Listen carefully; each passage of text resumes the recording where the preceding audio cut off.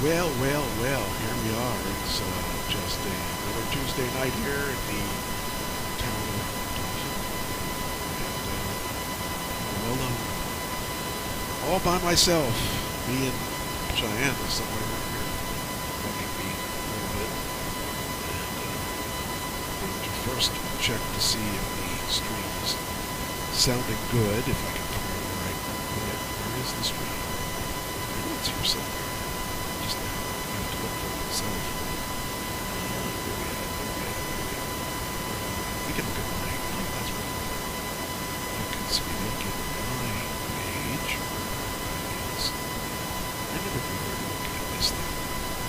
Let's see, go to my profile. And it should be here. Let's see what, oh yeah, there it is. Oh, that's weird. So there's no sound. That's weird. Huh. Why would there be no sound? Okay, let's see. Let me adjust this for the reason that there's no sound. I don't know why. Hello, does anybody hear me? Does anybody hear me? If you hear me, type in the chat room. I don't know why there's nothing. Should be something. Oh, I'm way behind. So it didn't hear any of the music by the looks of things. Why didn't it hear any music? So I gotta wait for it to see what's going on. If this doesn't work, I'm not going to continue. I don't know why there's no music though, why there's no sound. I'm seeing the volume levels change as I'm talking. Let's see. Gotta wait a little more, and hopefully we'll hear something soon. Okay, what is going on? Come on, get to the next section so I can figure it out. I'm never going to figure this whole thing out. The problem is it's turning yellow all the time, which tells me that it's not getting the stream it's supposed to get at this level. It's supposed to be red. Oh, there, I hear me. Well, that's weird. Okay, so. Alright, so I'm seeing that it does have some sound, but I'm not sure what the noise is. Sounds like the noise is definitely loud. Let's see. Okay, so now the noise should be gone, I think. I'm just checking to see if it is gone or not. Alright, well, anyway, let's see. I'm going to go back to an old screen here. We're on the CDC again. Okay, let's see if that makes a reason that there's no sound. I don't know why. Hello, does anybody hear me? Okay. Does anybody hear me? If you hear me, type in the chat room. I don't know why there's nothing. Okay, so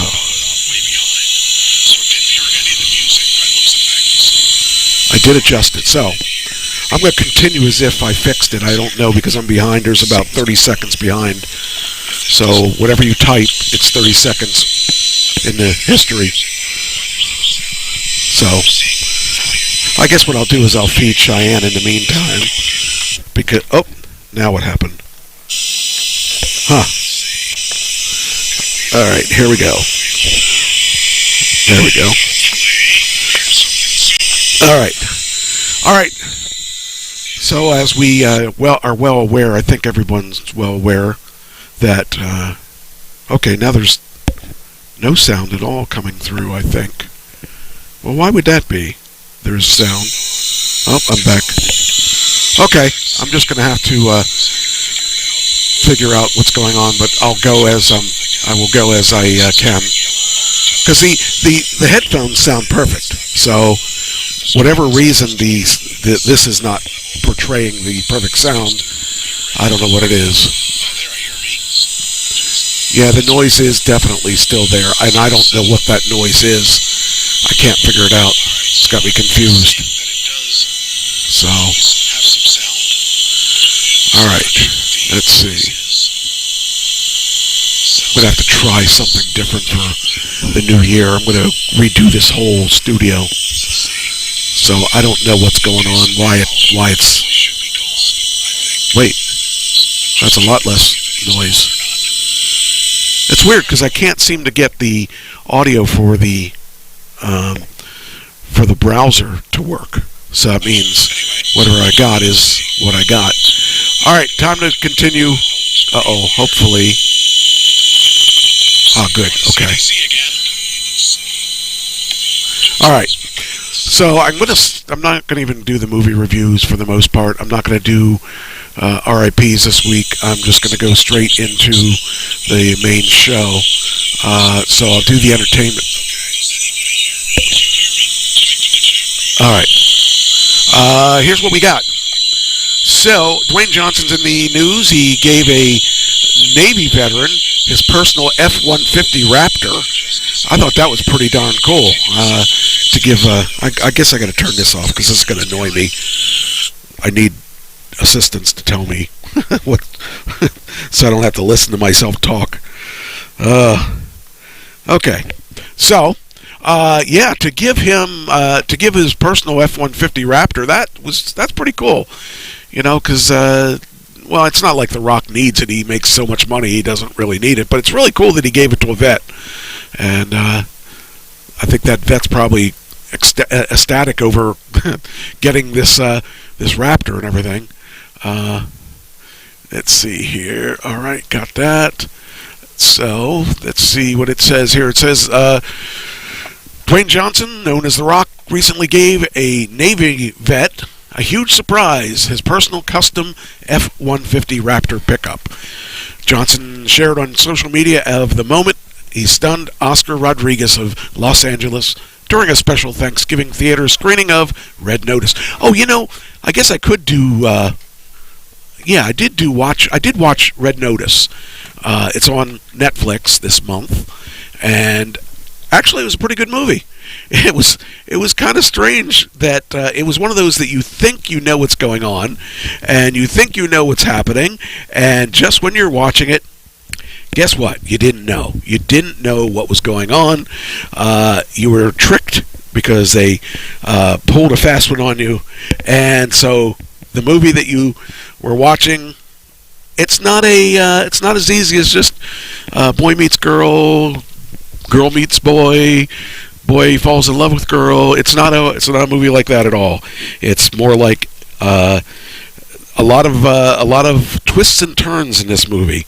So if you want to see a movie that's a lot of fun, and you're not going to guess who the villain really is, then I suggest maybe watching Red Notice on Netflix. So Netflix it's got some pretty good stuff coming out. And also on Netflix, they started season 3 of You. That's Y-O-U. I saw season 1 and season 2, and the basic plot is all wrapped around a serial killer, basically. And the third season, it's wrapped around 2 serial killers. So if you saw 1 and 2, you may not, or you'll probably want to watch 3. If you didn't see 1 or 2, watch 1 and 2 before you watch 3, because it really leads up to a lot of the things that come in 3 that you need to understand where they came from. I'm going to lower the volume of this just a little because it looks like we're hitting the top there. So just in wanting to lock the sound down. Let's see here. Okay, I think we might have it now. I don't want to peek of that. So, yeah. Anyway, it says here, in front of a surprise crowd audience, Johnson praised Rodriguez for his acts of kindness at church, at his job as personal trainer, in his preparation of meals for women who were survivors of domestic violence, and in caring for his mother. So, I guess the person is kind of a stand-up guy. Just an honor for me to give a little bit of joy to a dude who probably deserves a lot more than just my truck. And Rodriguez was shocked when Johnson gave him the pickup that he called his baby in the parking lot. I thought this was your truck, bro, Rodriguez said. It is my truck. Now it's yours. And there's a picture of him getting the truck. That's a pretty cool thing. I think that's awesome that he did that. And for him, it's not like it's a lot of money. What is going on up there? Why is it showing that in the screen of... Alright, what's going on here? No noise. Now I can hear my amazing voice. Well, why is it showing the beginning of the video now? Seems kind of weird. This is weird. I'm looking here and it's... Okay, now it's at least on time. Okay, good. Good. Now we're talking about... Okay, it stopped. The noise. Help, help. No noise. Yay. We can hear your amazing voice. Well, it's good. I'm glad. I just can't figure out what's going on. That I'm going to have to just tear this whole thing down and start over. Because I'm still in the yellow for all the streams I'm running. For some reason, the streams are not working very well together. Ever since ever since I think I started using this computer, this computer's not crashing at least. So, well, there it's looking like it's giving problems with the video up on the top, and I'm thinking that YouTube seems to be running better than other stuff. I'm just looking at that screen too. Let me see here. Chat disconnected. Please wait. We'll try to get you. Okay. All right. Live chat. Okay. Hey, there you are. Hi. I see Christine is in the chat, in the YouTube chat. So, all right.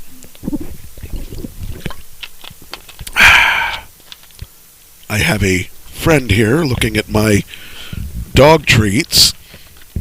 I wonder if I should give her another one. Should leave it up to the audience whether or not I should give you this treat. I'm going to wait to see if they say I should give you this treat. And if I don't hear them say that you should get the treat, you're not getting one. What do you think of that?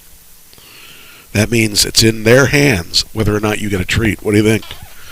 So what do you think? You people want Cheyenne to want her to get a treat? I need to know. I need to hear it. I need votes.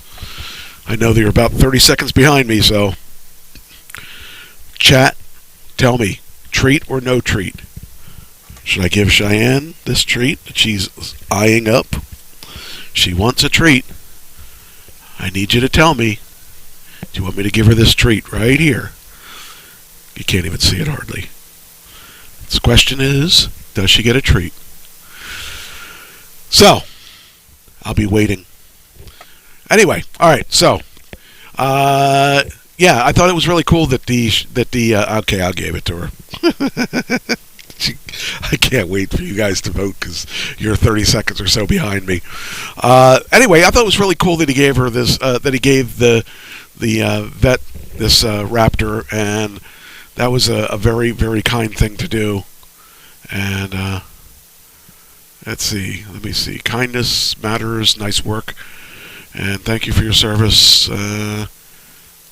I'd like to have a truck like that. That's a pretty nice truck, except that's not electric. I don't think it's the electric. You know, the electric one is called the F-150 Lightning, I think it is. So, anyway, that was kind of cool. Next, we got... this is interesting. For all you people that voted for Biden, you'll find this interesting. Biden hits single digits for his approval rating. Yeah, that's not good. He, I don't think he realized what he was getting at, what he was getting into, when he became president. I don't think he realized how difficult that position is, and oh man, I wouldn't want to be president. I just can't imagine. There's so many people out there that make your life more difficult. And who needs it at that age? You know, when you're at his age, you want to. Thank you for the yes for we see what you are showing. Maybe something keeps stopping. Yeah, Facebook Live is not working well. YouTube is doing better, I think. So, anyway, so it says here President Biden's approval ratings have been epically low, but on Thanksgiving Day at the New England Coast Guard station, they suddenly reached single digits. Well, okay, I get the single digit thing now. I didn't realize that reference. A Nantucket man presented Biden's motorcade with the middle finger Thursday as the unpopular commander-in-chief made the holiday stop at his stay at Billionaire's Island compound. Must be nice to be a billionaire. It says here, Biden's approval ratings are in collapse and the highest inflation in 31 years, which is driven up by the cost of everything from turkey dinners to gas. But surprisingly, he's been greeted with vulgar gestures and chants even when visiting deep blue states. White House poll reporter Zolan Kano-Youngs of New York Times wrote that there was generally friendly welcome when Biden's motorcade made the visit, but that the reporters did spot one gentleman standing on his porch giving the middle finger to the presidential motorcade as we neared the Coast Guard station. So, yeah, he's not doing so well as far as popularity, as I talked about that I think last week. So I don't think it's getting any better or any stronger. So yeah, and a lot of it has to do with the fact that he just hasn't been doing the right things. Biden's dangerous plan to paper over inflation via the more government handouts, that's the worst thing you could do, because we're already looking at higher prices for everything. Because face it, that money's got to come from somewhere, and generally, should I give her another treat? I'll give her one of these, if you guys think I should give her another one. So, her fate is all up to you guys. And she's looking sad. She's looking like, just give it to me. So, anyway. She's being good, so I shouldn't really worry about that. Anyway, it's dangerous because the more he gives out free money, we got to pay it back. Our government can't keep printing money just to keep the government running. That's not how it works. The money's got to be backed by something. The other governments, we owe money to the other governments. The governments, and we owe interest and all that stuff to the other governments. Where'd my drink? Oh, there's my drink. You would do a better job. No, I wouldn't. I would not want to be. I would not ever want to be president. Could you imagine President Trash? I'd be like, I'd make people listen to rock music all the time. And if he played anything but rock music, they would go to jail. No, I'd change that. If they play anything but my music, they would go to jail. That's it. So, no, I like other music other than mine. I think if they played any music I didn't approve of, see, that'd be my platform. Anyway, like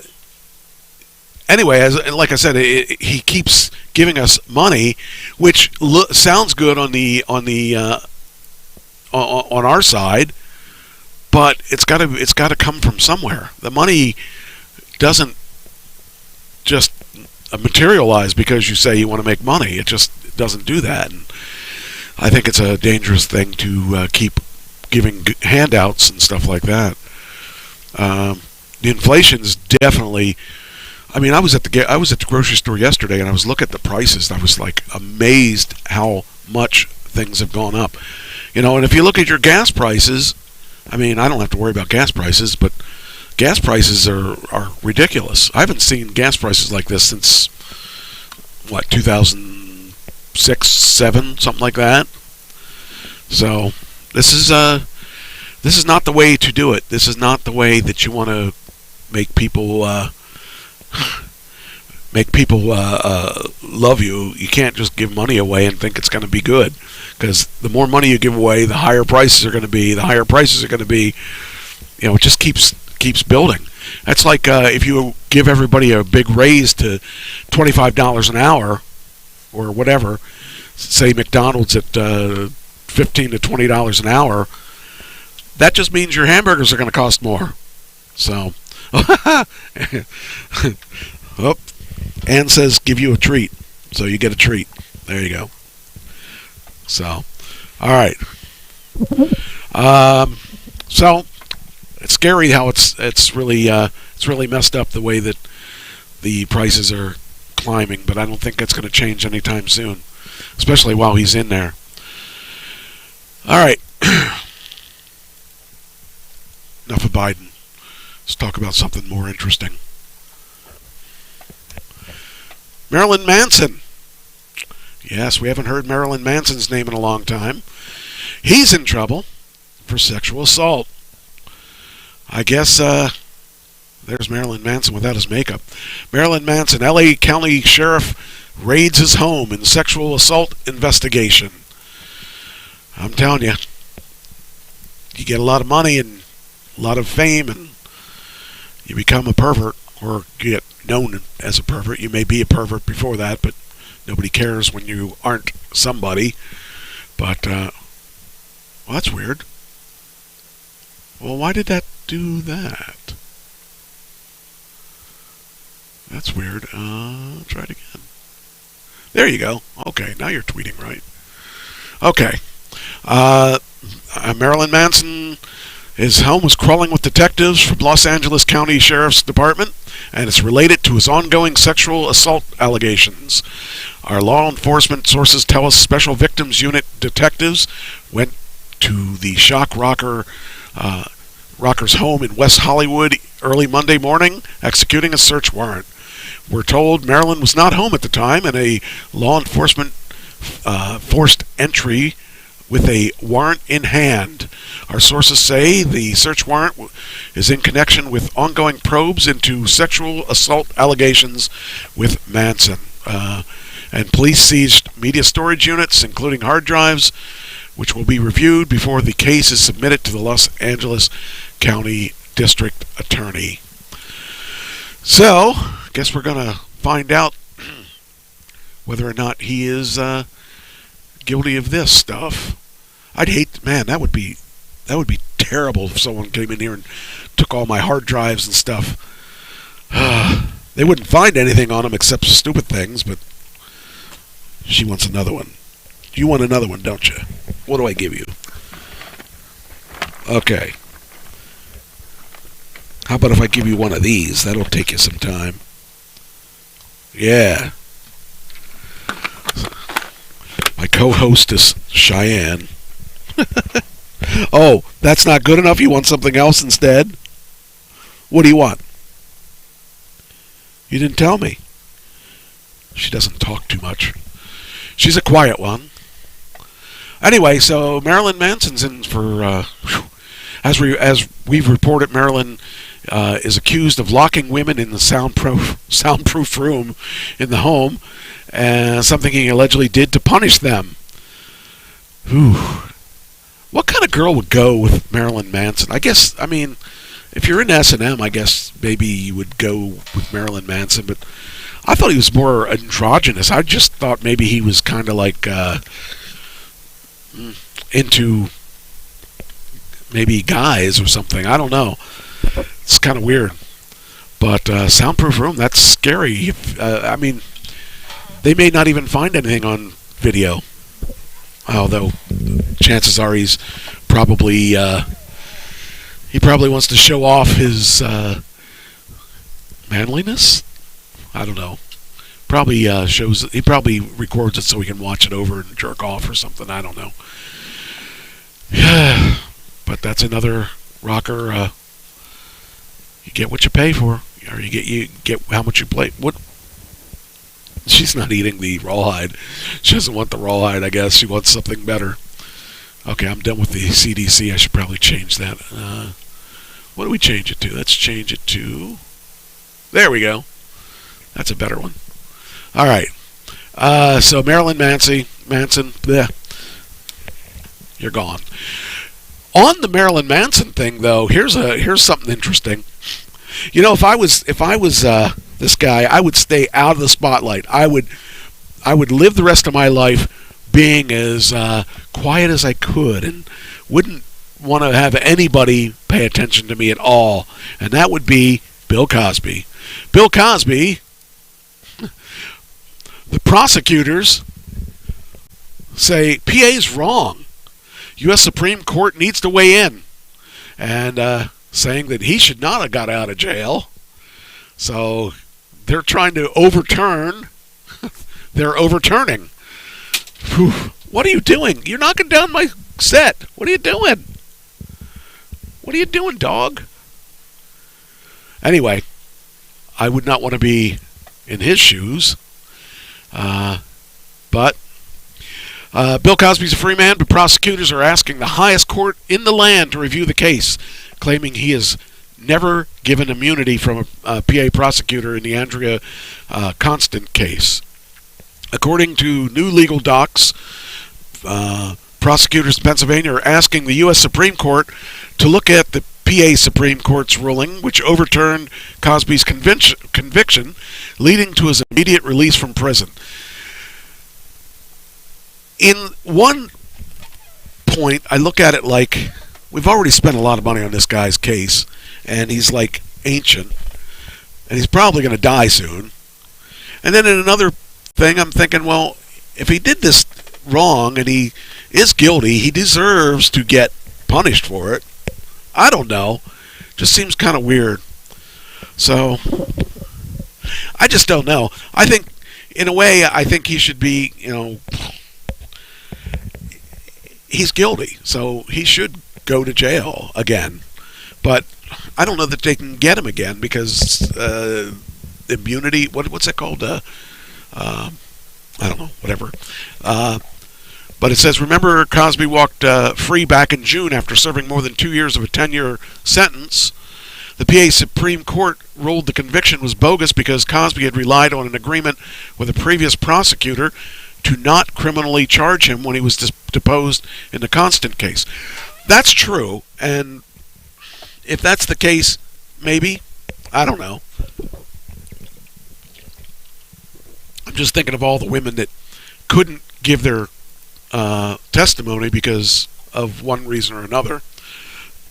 And chances are, if he has that many women that are against him, he did it. But, hey, who knows? They insist Cosby was given a lifetime immunity from the prosecution just because the former prosecutor declined to criminally charge him at the time. The appeal is a bit of a Hail Mary on behalf of the prosecutors. The U.S. Supreme Court hears less than 1% of petitions, but there's still a chance, however slim. Cosby's spokesperson, Andrew Wyatt, is ripping prosecutors over an appeal, saying that the DA's office is unwilling to accept its epic loss, and he's calling it a pathetic last-ditch effort. So, I don't know. It's, at this point, does it matter? I guess it does. It does to the women that he did this stuff to, but I don't know. I just think that it would be, I can't speak for those women because, I don't understand what it feels like to be raped and then your guy gets away with it, So, I don't know.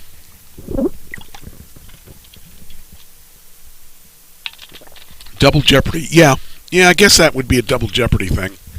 That could be. What do you want? You're back again. I know you didn't eat that rawhide. There's no way you ate that rawhide already. Can I give you a choice of things? This should be the Cheyenne show, I'm going to put these on the chair and let you choose which one you want. How about that? That shows how nice I am. I'm going to give you 4 choices. And I'm going to show the audience what I'm giving you a choice of, okay? All right, so you get a choice of the big bone. That's the big bone. I don't know what that is. It's the rawhide that is like a Christmas tree or something. Then there's a rawhide that looks like it's wrapped in beef. And then there's the dumbbell thing. She likes all of the... Well, I'm going to guess. I don't know which one she's going to pick. I'm going to guess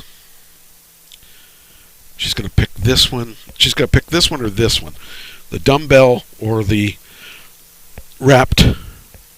I'm going to say she's going to pick... I'm going to say she's going to pick the rawhide wrapped in beef or whatever that is. So here we go. I should just clean off my desk so she can pick it in front of you. But we'll put them all here and see which one she picks. Okay. Get it. Get it. Which one are you going to get? Go ahead. Go ahead. Get it. You're like, you don't want to get it. Okay, I'll put it down here so you can get it. Now wait. No, wait. No, wait. Okay. Oh, she picked the dumbbell. All right, well, now we know which one she likes best. She likes the dumbbell. I got to turn my mic off a second. Okay, I'm back. All right, next story. Leonardo Dicaprio. I'm telling you, that guy has too much money. He just sold his beach house for $10.3 million. It's a really nice place, but it's only 1,700 square feet. So that's a lot of money for a 1,700 square feet house, because my house is bigger than that. But it comes with all the furniture, and it's right on the beach. He traded his big asset in real estate portfolio for a big fat check. He unloaded his Malibu pad for $10.3 million. And if anyone thinks the real estate market is cooling off, think again. The house went for $300,000 over the asking price. So he won at $10 million, but he got $10.3 million. But it's a pretty nice house. I would like to live there. I could fit me into that 1,700 square feet house. He bought the house in 1998 for $1.6 million. Wow, and he made $10 million on it. That's pretty good. It's got 3 bedrooms, 2 bathrooms, and it's 1,700 square feet. And yes, your eyes don't deceive you. It's sold for more than $10 million. The house does come furnished, and it sits right on the sand. But still, it's pretty nice. But I wouldn't have more. I wouldn't have $10 million. I wish I did, but that would be nice. But that's a lot of money. That's and even the decorations. I don't know that that's worth $10 million to me. But the beach is pretty nice. I wouldn't mind having a beach house, but I don't think I could pay $10.3 million. I couldn't even pay the $300,000 at this point. But yeah. So, it'd be kind of nice to have a place on the beach, but I can't imagine paying that kind of money for it. Oh, she's back. What are you doing? What do you want? Do you want another one? Okay, here we go. We got 3 left. She took the dumbbell. So we got this one, which is I'm going to call this a candy cane one. Then we have the candy cane one with beef on it, and we got the dog bone, the traditional dog bone. Which one do you think? Let's see. Which one does she take? Okay. There we go. Now which one does she take? Which one does she take? She took the she took the beef covered one. All right. So we now are down to these 2, which is a regular dog bone. And then we got the candy cane one. I think the candy cane one's going to win next time. All right, next one. What am I doing? Okay. There's a celebrity auction coming up. It has stuff from Marilyn Monroe, not to be confused with Marilyn Manson, and Joe DiMaggio. This is kind of cool. Marilyn Monroe, Joe DiMaggio signed concert ad, hits auction block. could fetch big bucks. So I would imagine by now to find anything with Joe DiMaggio or Marilyn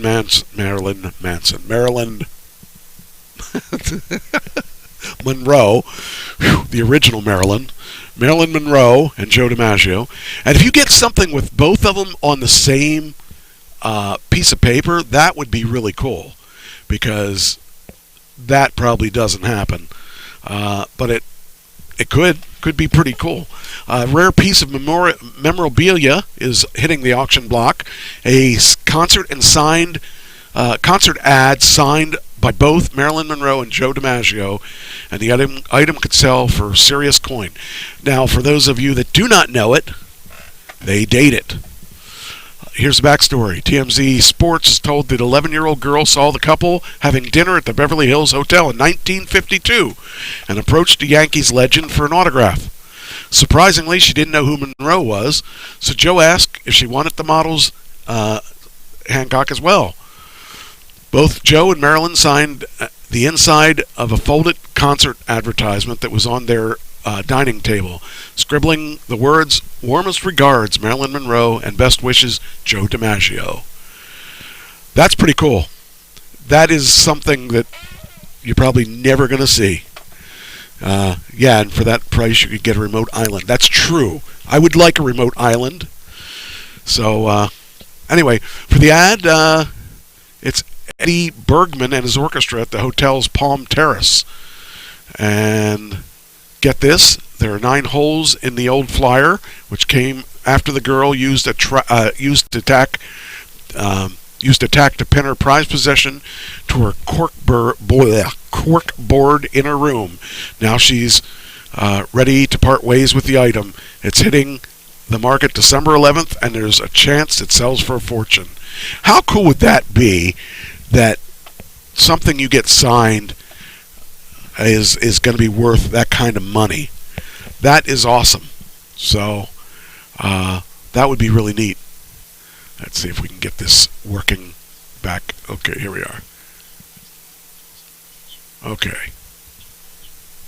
There we go. All right. So that would be really cool to have something as cool. Let's see how her signature's kind of sloppy. You can't really read it that well. You can read his better than hers for a change. Okay. It says here, a massive amount is not unusual for the celebrity couple. Just this summer, an autographed baseball by Monroe and DiMaggio sold for $384,000. DiMaggio was one of the greatest MLB players ever. Some of his accolades include a 13-year career with the Yanks, including 9 World Series, 3 all-time AL MVP, and 2 AL batting champion. The 13-time All-Star married the famous singer-actress in 1954 and divorced 9 months later. Yes, but he had her for 9 months. That's pretty cool. Alright, that's the end of the entertainment stuff, I think. Yes, now, I got a lot of stuff here in the main show. A lot of weird stuff happened that I noticed. Alright. Let's see. Alright. I can close both of these now. Alright. Where is the beginning of the... There we are. Alright. You know, it's that time of year again where people were out there scamming. Of course, every day there are people out there scamming, but there are some scammers that are mostly scamming at shopping times. Online scammers taking advantage of SC shoppers, supply chain, and microchip shortages. So this is where'd you go? I felt you. Okay. You got a choice. The regular bone or you get the candy cane. Which one do you want? Now put the regular bone in front so that you have to reach over to get the candy cane. Yes, you got the candy cane. I knew it. I knew it. So the regular bone is not your favorite. All right. Scammers are well aware that 2021 is the year of online shopping. As people avoid crowds, stores offer early deals online, and everyone's trying to get ahead of the supply chain shortage, and scam attacks have already begun for the greater Myrtle Beach area. It's interesting that they target Myrtle Beach. The FBI reported in 2020 the South Carolinians, South Carolina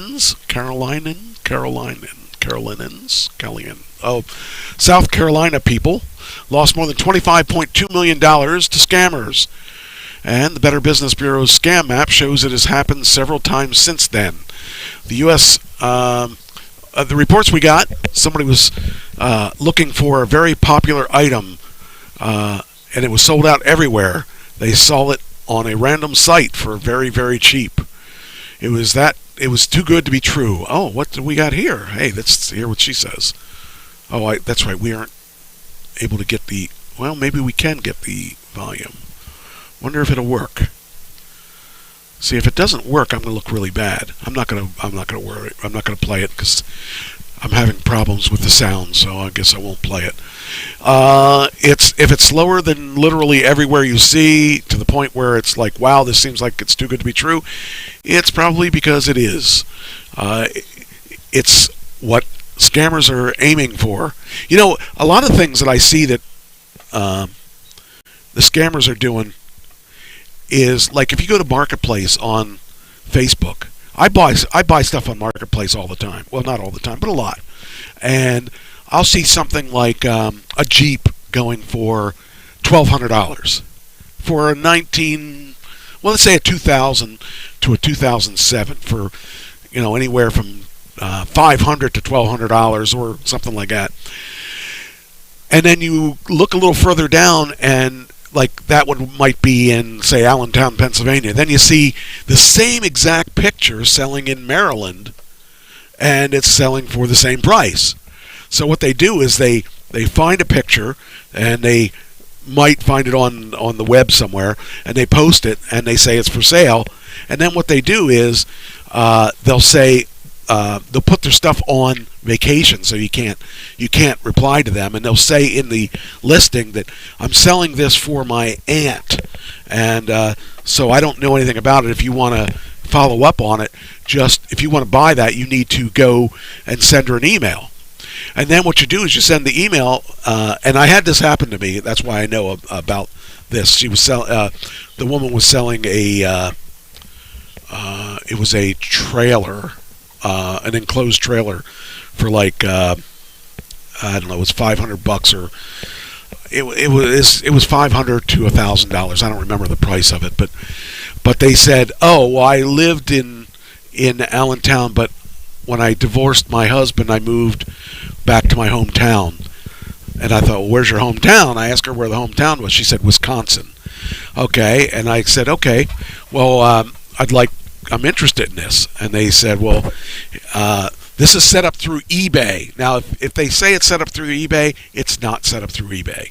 I called eBay and found out it's not set up through eBay. So what she said, or what they said was, if you want to buy this, I can send you a bill through eBay, quote unquote, and it's not eBay. And if you pay that bill, eBay will hold it until you get the product. And they're paying the shipping. Now, first off, if you're shipping an item, I bought a car before and had it shipped. It cost me $1,200 to ship it cross country. So if you're selling something for $500 to $1,000 and you're paying the shipping, or you're buying something and the shipping's included for $1,200 or whatever, it is not real. So because it costs more to ship it than they're not making any money on it. So plus, like I said, it's listed a couple times in a couple places, and it's very ironic that they have the exact vehicle and trying to get you to buy it. But just be smart about it. Do not spend money on something that doesn't exist. So Oh, you're back again. What do you want now? You're just sitting here waiting for another treat, right? Why do you think I'm going to give you more treats? Do you think you're that good? You've been pretty good lately. You're not getting my cough drops, though. It's my cough drop. You don't get a cough drop. All right, I'll give you something. Where'd the other one go, anyway? I feel like I'm doing the show for you tonight. Because you're winning. Because you get all the good treats.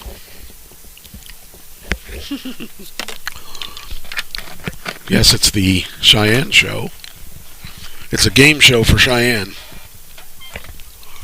All right. Anyway.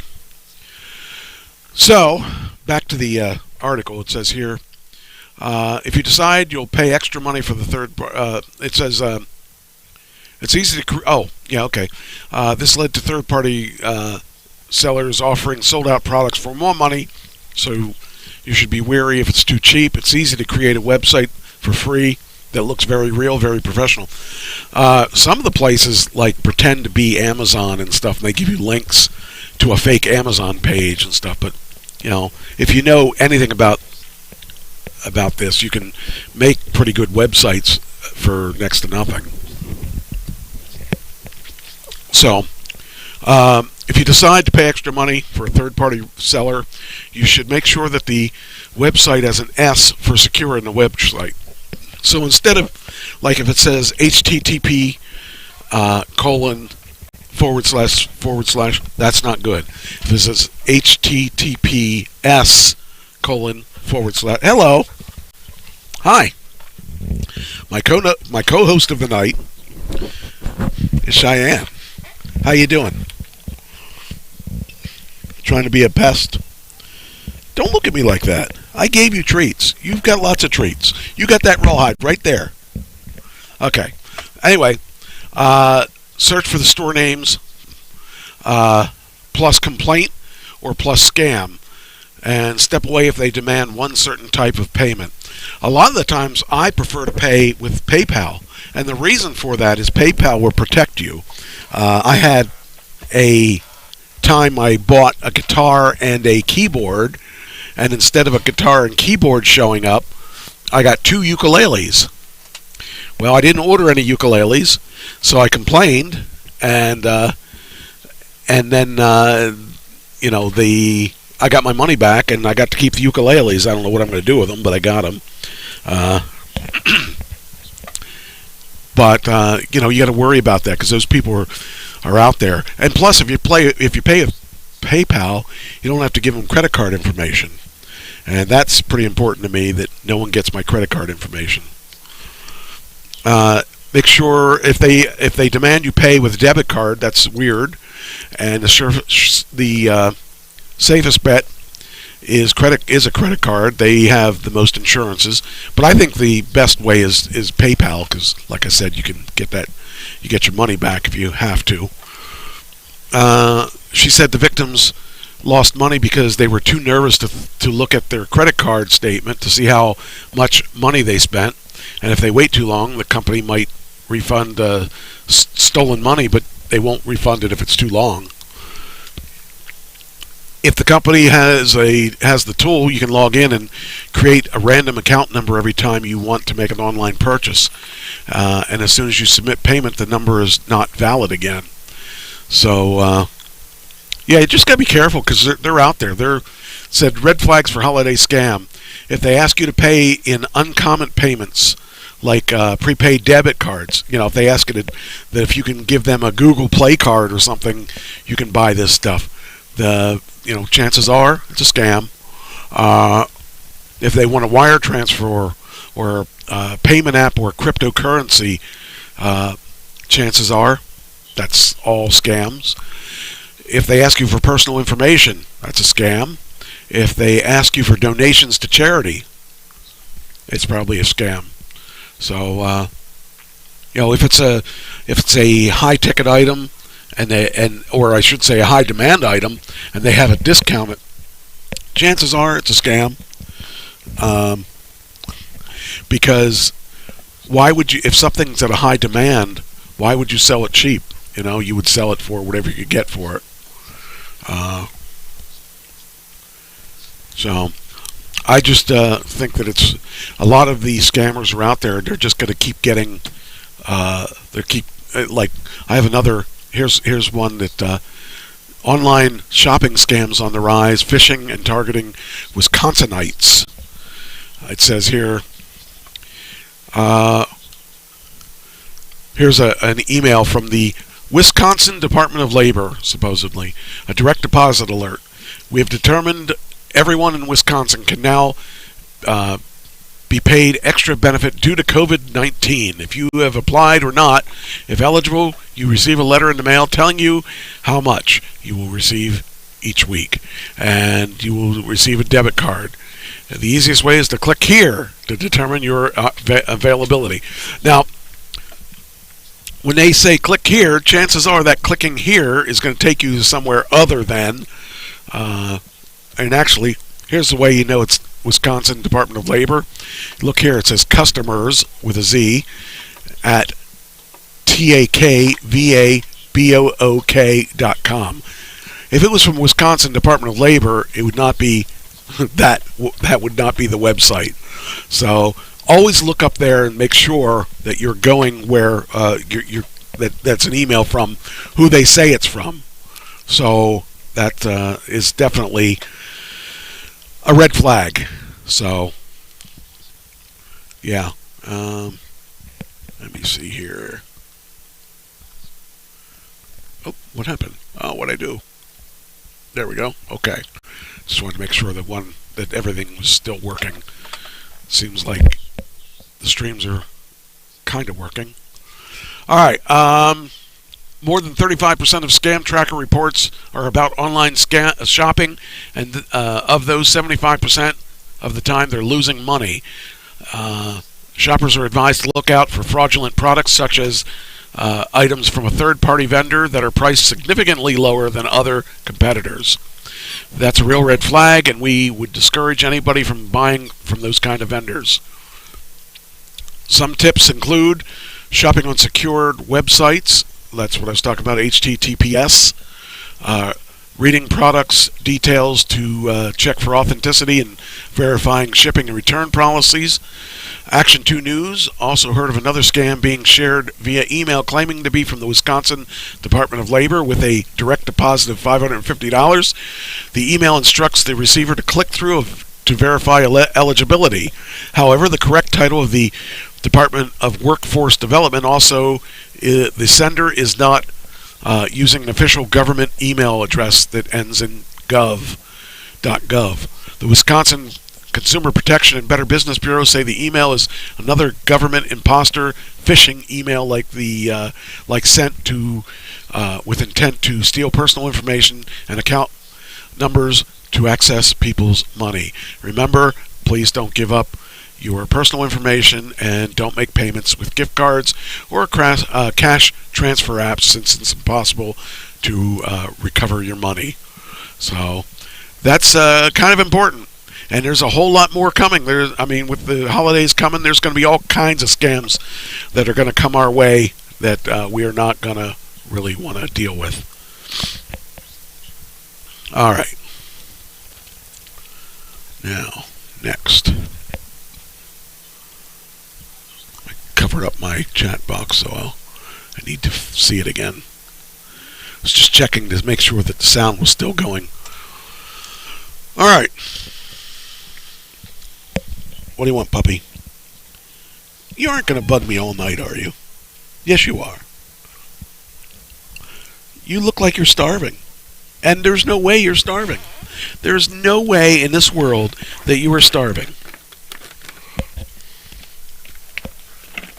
All right, I'll find something for you to eat that you'll like.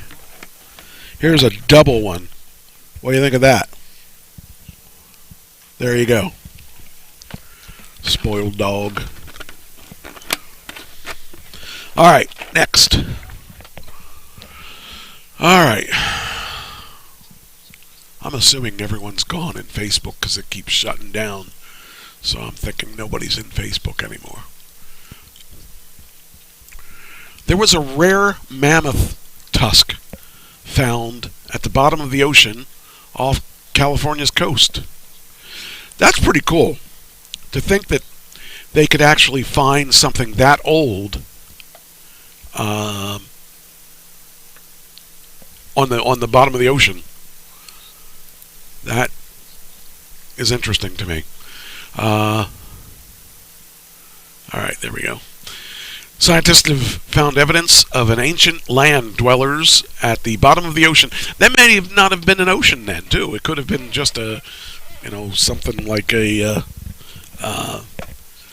like sand. It could be a desert back then.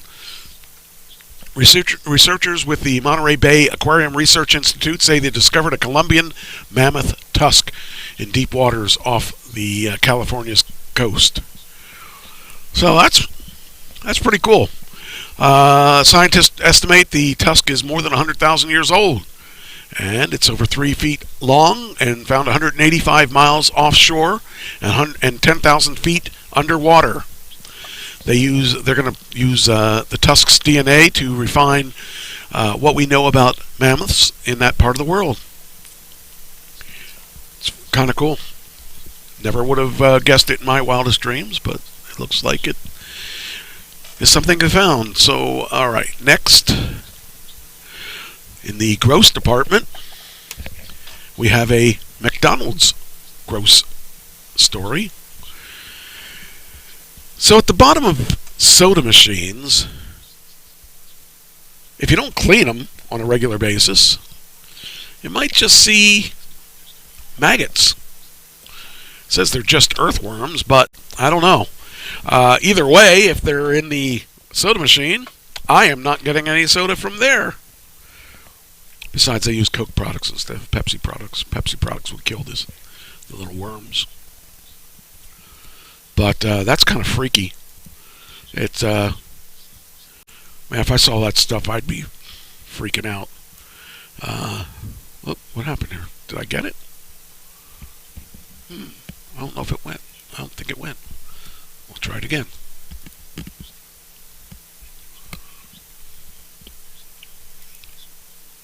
There it goes. Okay. Yeah, I think it's really strange that they even let it go. I mean, McDonald's is not a place I would expect to be. Well, then again, it's in South London. I'm sure their standards in South London aren't at all like ours. Let's see. A McDonald's in London was ripped online after a video appeared of worms squirming out of the fast food outlet's soda machine. The original clip, posted by who cares, racked up 400,000 views before it was deleted. A number of weeks ago, we were made aware of an issue in the drain serving drink station at the Old Kent Road restaurant. A McDonald's spokesperson told the UK news outlet that the alleged food safety fiasco said the revolting footage shows squirmy critters writhing about in the drain of the soft drink dispenser as if in a compost pile. Well, that's something that, that's something you would see, and you would think they would clean that out on a regular basis. That would be really bad. Upon learning about the issue, the store immediately closed drink station, and the hygiene team identified the cause of the issue was fixed before a deep clean was carried out. So they added an area. The area was inspected by external specialists, and no drinks were served until they could verify the issue had been solved. We take cleanliness and hygiene extremely seriously. Well, if you did, you wouldn't have had a TikTok video exposing you. I don't know. I haven't eaten at any fast food places in a long time. I definitely don't get drinks from them. But, I just, I don't know. I don't want to have that kind of thing. But, there's a lot of things that if we knew what was in them, we probably would not go back. So, just to talk about that. And then, there was a viral video on TikTok to expose McDonald's nauseating meal prep. Now, I got to tell you, I'm a big fan of, maybe less now, of the McRib. And I don't know why I like the McRib. It's kind of gross when you think about it. But I guess I like it because it's a little different than their regular food items. But this particular one was all about the McRib. So the guy did I guess he worked at McDonald's, and he did a video on what it is to prep for a McRib. It says here a viral TikTok video called "How McDonald's." Wait a minute, hold on here. Let's do it this way because I can use their video. All right, so let's go here. All right. So we use how McDonald's food works for the McRib. So you put your glove on, you grab one of them frozen patties, you throw the frozen patties in the on the stove. The McRib clam, they called it. Okay, so according to them, here's a viral TikTok called "How McDonald's Food Works" has videos blasting the fast food chain for its less than appetizing meal prep. So let's go to the next step. So the clip has stockpiled a staggering 5.7 million views as it follows McDonald's kitchen staffer Isaiah Gilley prepare the Behemoth Burger brand seasonal McRib sandwich. I bet you that Isaiah Gilley does not work there anymore. So, all right, so we got this McRib sandwich, and we pulled those out of the freezer. I have never had a McRib in my life, according to Sarah Hayers. Does anyone else feel like this made the already unappetizing McRib even less appetizing? Why is it that I think it's appetizing? I mean, now that I see this, I don't really feel that it's appetizing, but, you know, I think it's I like the McRib. It's McGross, according to Jessie Cat Call Girl. McDonald's did not immediately respond to the post request for comment. And I bet you that our friend is not working there anymore. So, all right, that didn't really tell us anything that I needed to know. Frozen bricks of presumed pork, reheated store-bought cookies, and grease-caked griddles are just a few of anti-heroes featured in this nauseating trend on how McDonald's food works. I got diarrhea from watching this, repulsed commenter confessed. And the clip, which has stockpiled 5.7 million views, shows Gilley as he grabs two iced rectangular patties out of the deep freezer and tosses them into the meat pressing cooking device called the McRib clam, which is set at 146 second timer. Gilley then plops a pair of oval buns on the conveyor belt and gets it toasted. So there you are with the McRib.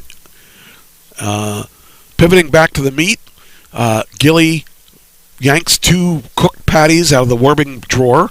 It's unclear whether these are the same patties he initially pressed into the clam. Pulls an open adjacent drawer filled with barbecue sauce and drowns the meat in the condiment vat.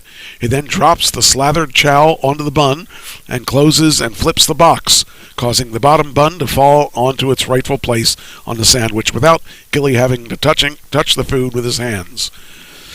Ooh. See, this is the kind of stuff I don't really need to know because I'm just going to eat it. I don't really need to know. But I haven't had a McRib in a couple years, but I always look forward to when they had the McRib. One of the things I always liked was up in New England, you can get the, the lobster, what did I get up there? It was like a lobster roll that they give you if you were to eat up in New England, you can order the lobster roll from McDonald's. And that was a pretty good thing. So I'm sure they could find some pretty gross things about that too. But that was 2 McDonald's things that that showed up. And actually 3. McDonald's CEO unneeded apology tour, erasing the race gap, takes tough truths. So this is the pick on McDonald's day. Maybe next week we'll pick on Arby's or something. But McDonald's seems to have gotten caught in doing a lot of bad things this past week.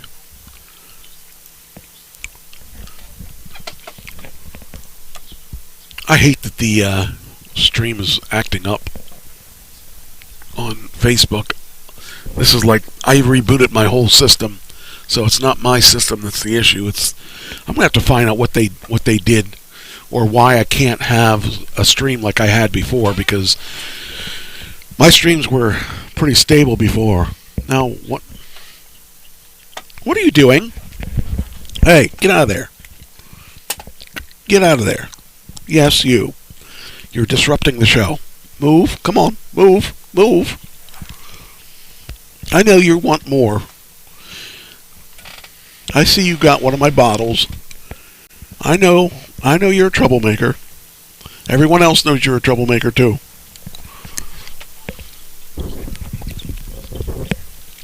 All right. Now. All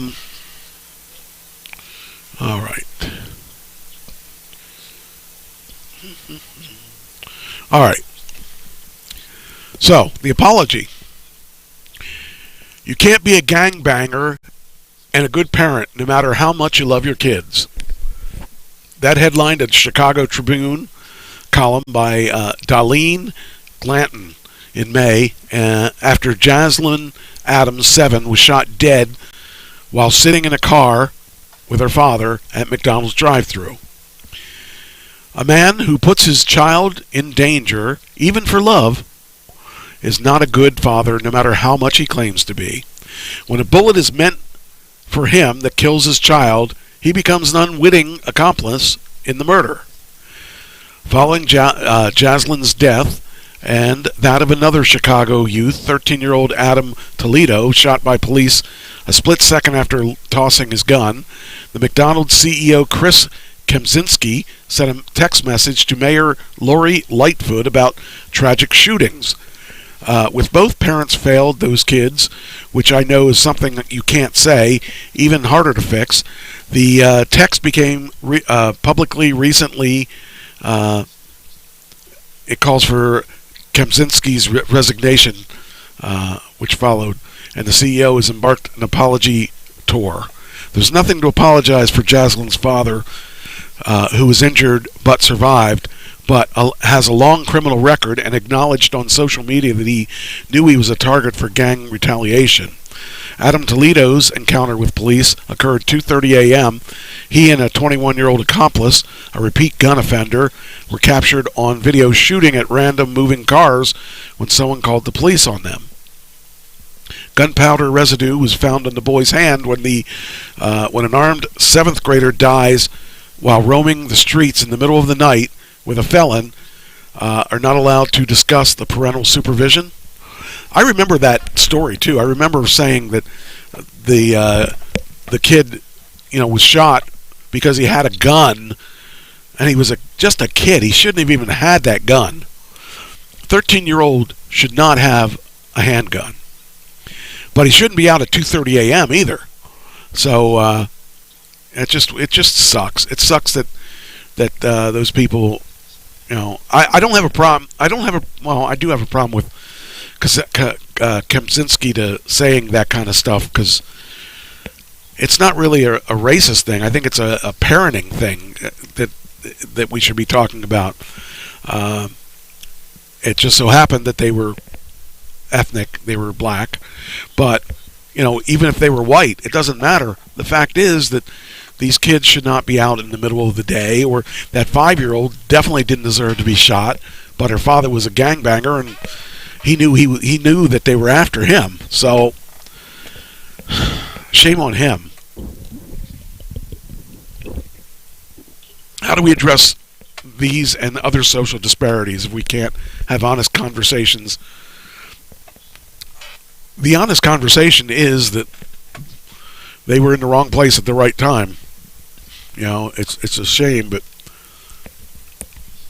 that's not a McDonald's situation. The McDonald's should have nothing to do with saying that kind of stuff. That's a police thing, you know. I guess it's really the best way to say it.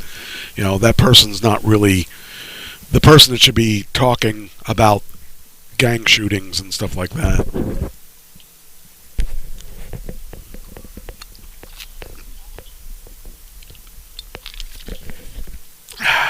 This is the first show I've done solo for a long time.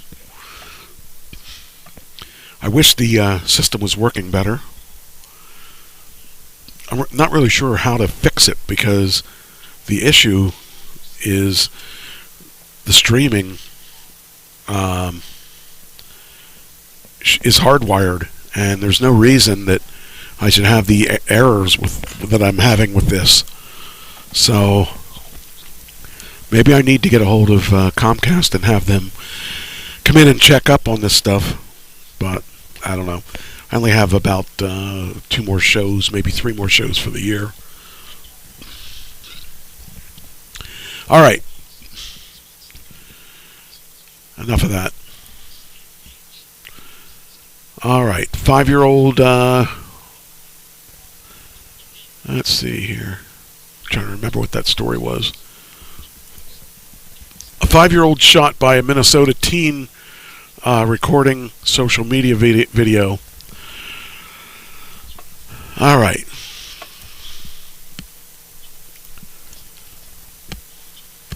Maybe the 5-year-olds are now the new gangbangers. I'll probably get heat for that. Here we go. 5-year-old was fatally shot by accident on Thanksgiving Day when a Minnesota teen recording a video to post on social media with a group of 4 or 5 kids during the family gathering. Cops responded to the shooting at 10:20 Thursday on Florida Avenue, where they found the child dead at the scene.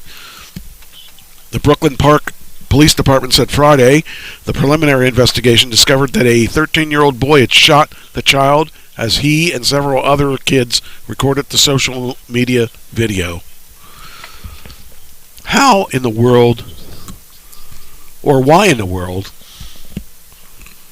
would you shoot a 5-year-old? Cops responded to, the initial investigation has been determined that a 13-year-old male in the home was handling a gun. Several other juveniles were present as they were attempting to make a social media video. At some point, the 13-year-old male shot the gun, striking the 5-year-old victim. The teen shooter who accidentally fired was arrested and is being held. The 13-year-old could face manslaughter charges. A preliminary investigation found that at some point, about 4 or 5 youths had located a rifle at home, started using the rifle out in the garage to do some kind of social media type video. So this was an accident. This was an unfortunate accident that requires very detailed investigation. So it sounds like they didn't know it was loaded. I don't know whose fault that is, because an adult should not have had that gun even available. So where do you go? What do you do? The kid lost his life. That sucks.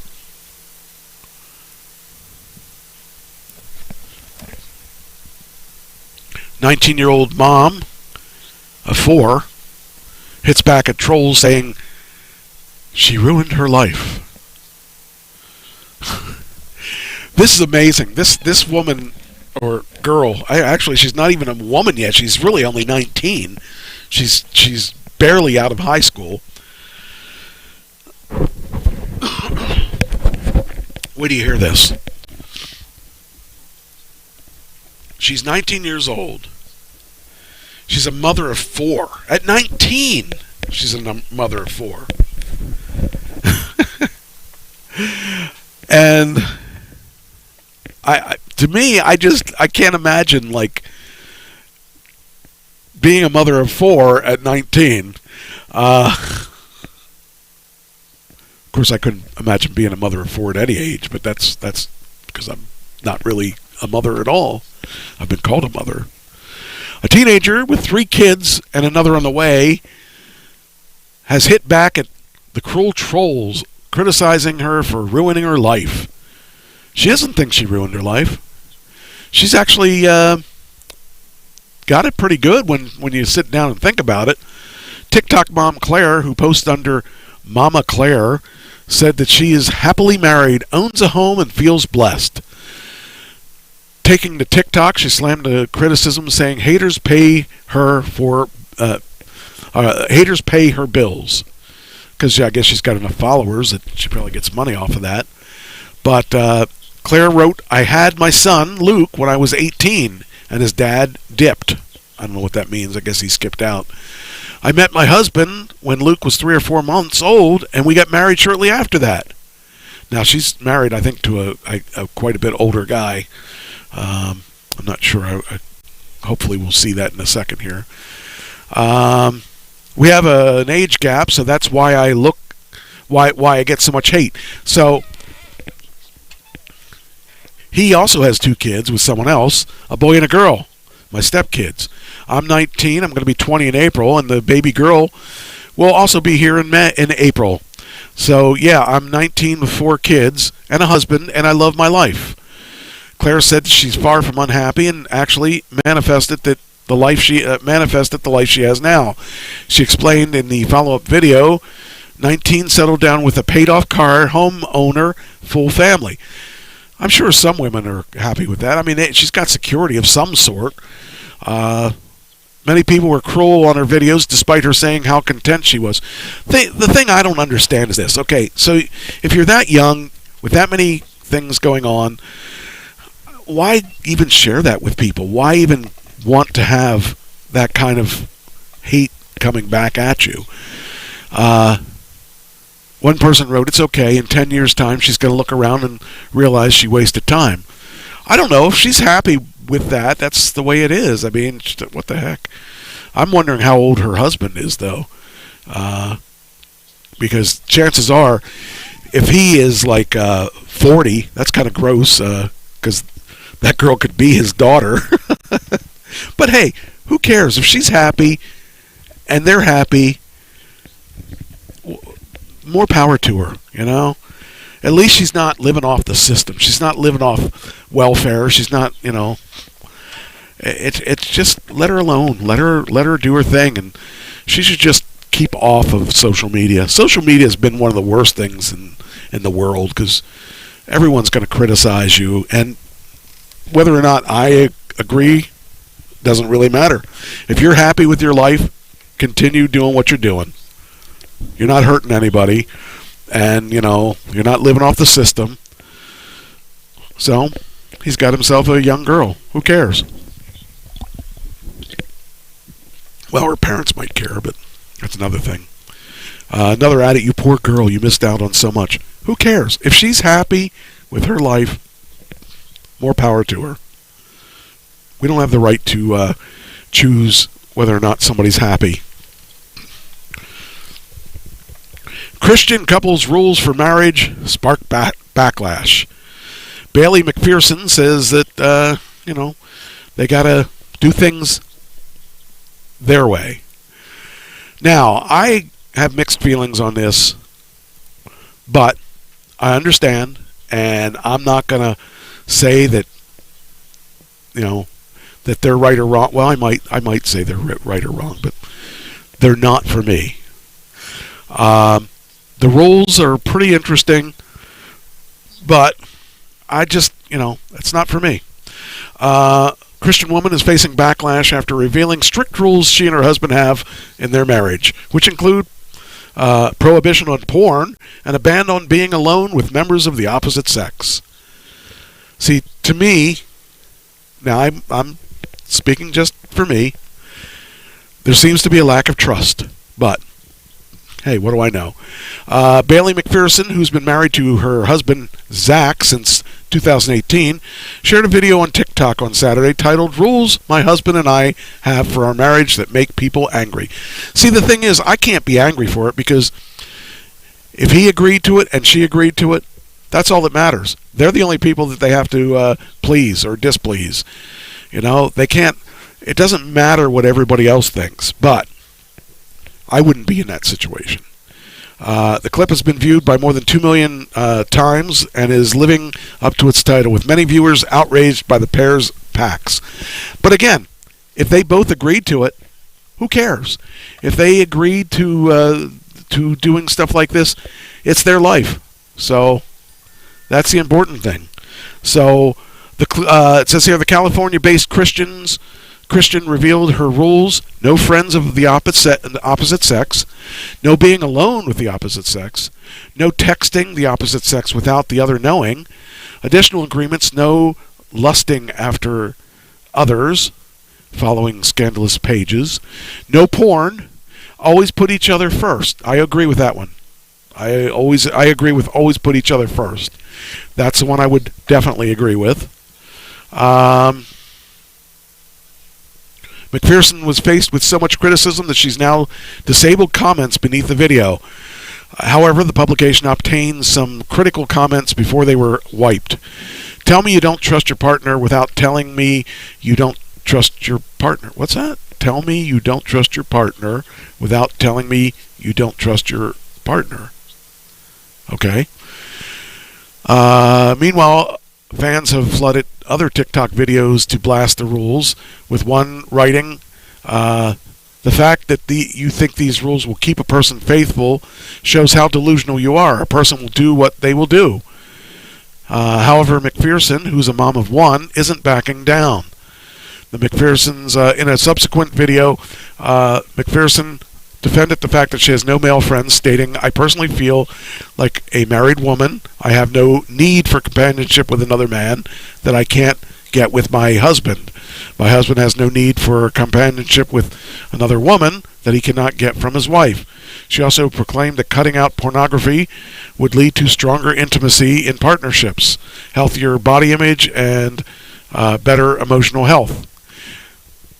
Hey, you know, the thing is, if you're into that and if you're both agreeing to it, then it's only their interest. It's only their business, you know. I don't know. I just think it's interesting that. But if that's the way they want to live, that's the way they should live. That's the way I'm going to say. But it's a lot of difficult stuff because, you know, in today's environment, even television shows are very sexual to a certain degree. So, but you know, I don't think I could handle being restricted. I mean, one of the reasons I lost my last relationship was that the girl didn't want me to be friends with Trish, and Trish has been a friend of mine for, I don't know, since 2003. And Trish didn't really do anything to her. They just didn't get along. And I don't want someone telling me who I can be and who I can't be friends with. Because I wasn't having any sexual relationships with her.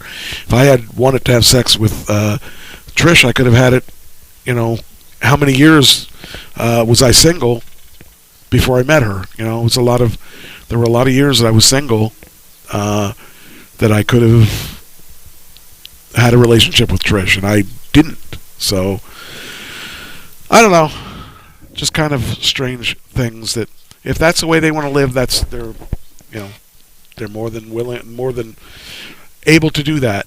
So but there's another one.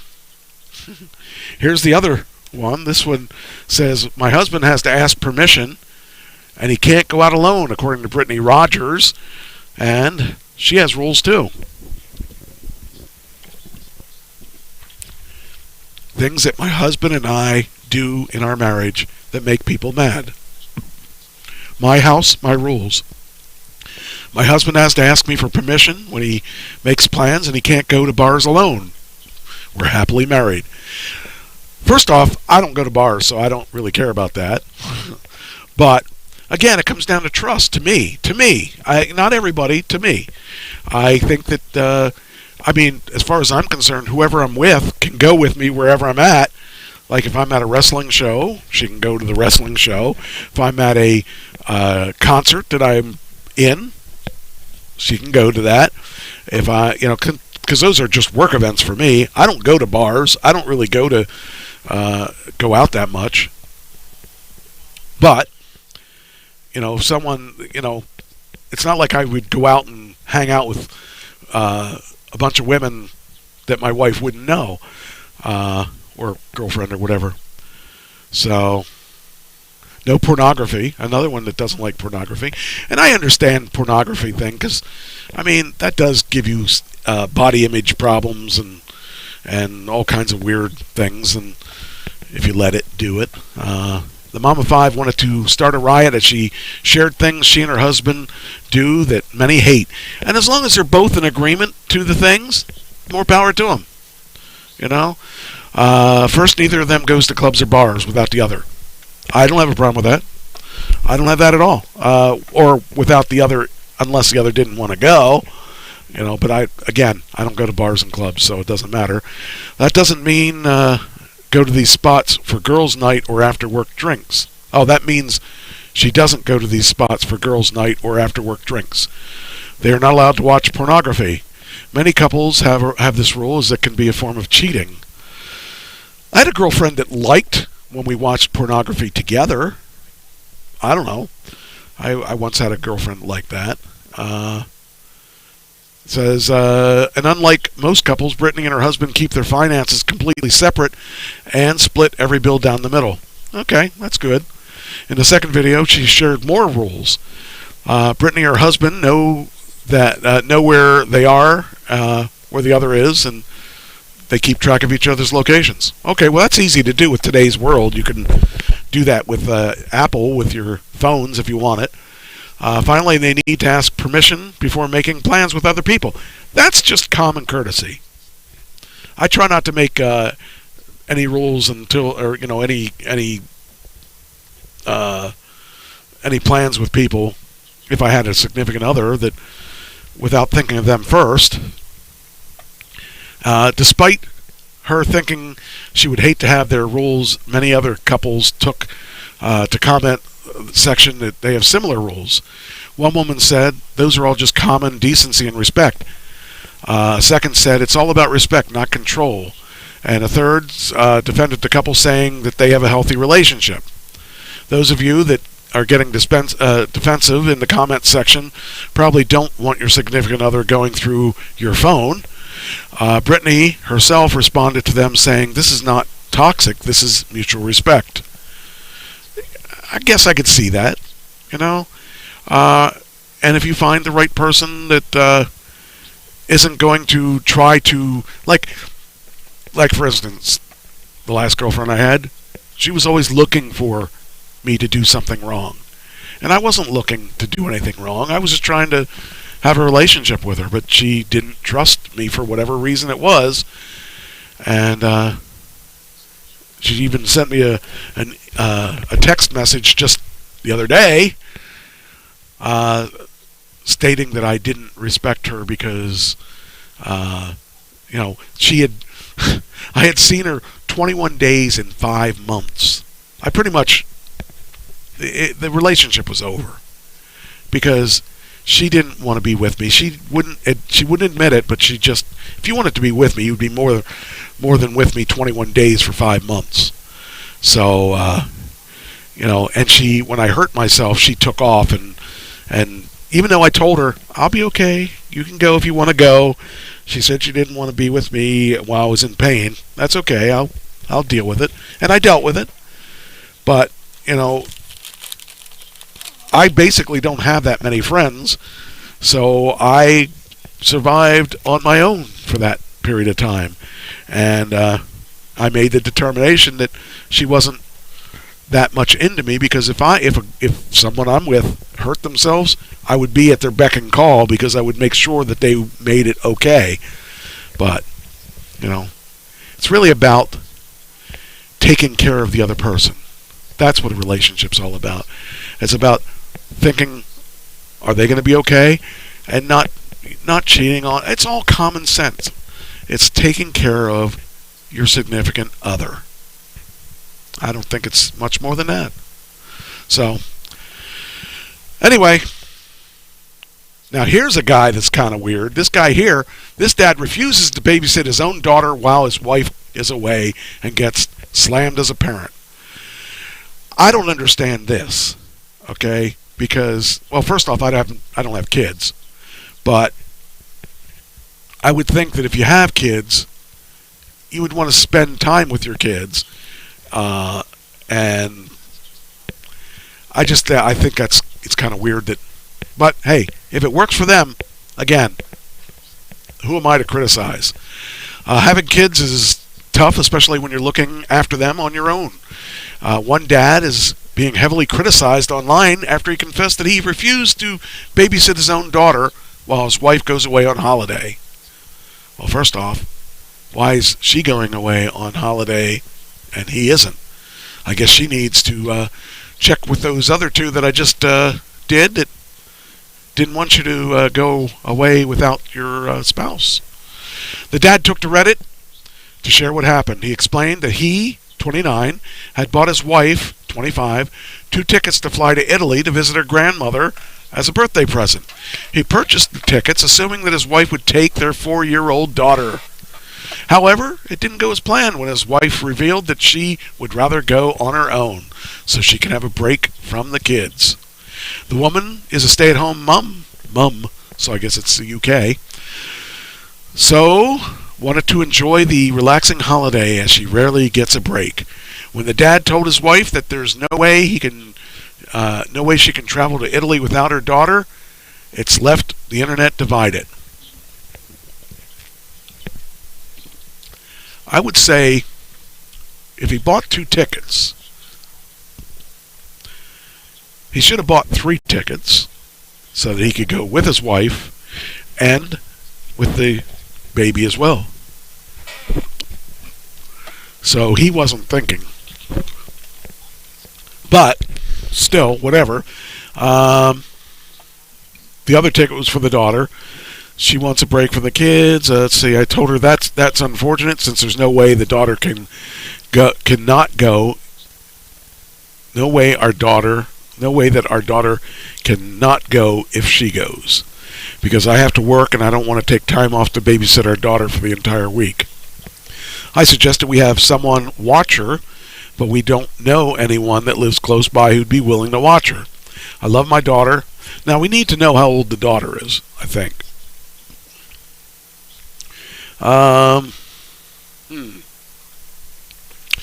This is a tough one. I think she should have taken the daughter, but it's interesting.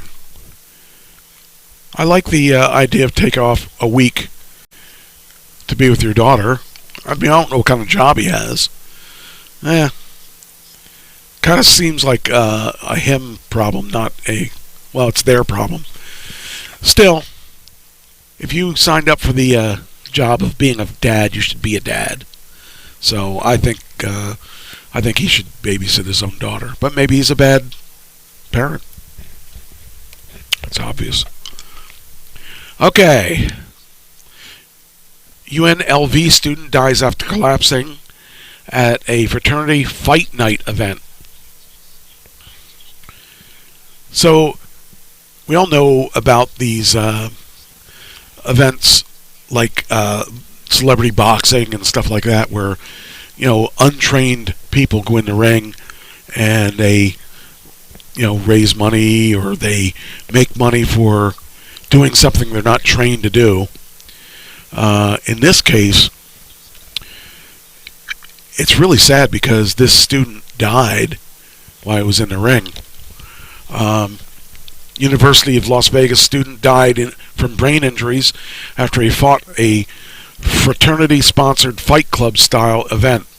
Junior Nathan Valencia, 20, collapsed shortly after he duked it out in a boxing match at the Kappa Sigma fight night. He died 4 days later. According to an Instagram flyer posted weeks before the event by the fraternity, Valencia fought on the main card of the night's 9 bouts. Proceeds were to support the center ring boxing in Las Vegas. Joe Castro, who told the outlet he's a long-time friend of Valencia, said he witnessed the boxing match at the Sahara Event Center in Las Vegas, describing it like an underground fight club. Castro said Valencia had no boxing experience but decided to get in the ring anyway. At some point during the fight, he collapsed and the brawl ensued. I saw no medical, no doctors, nothing. Castro said, backing up the family's claims that safety precautions were tragically overlooked. A boxing official told the outlet the referee did not appear professional, allowing the fight to continue as the crowd cheered as Valencia took blow after blow to the head. That's just a shame.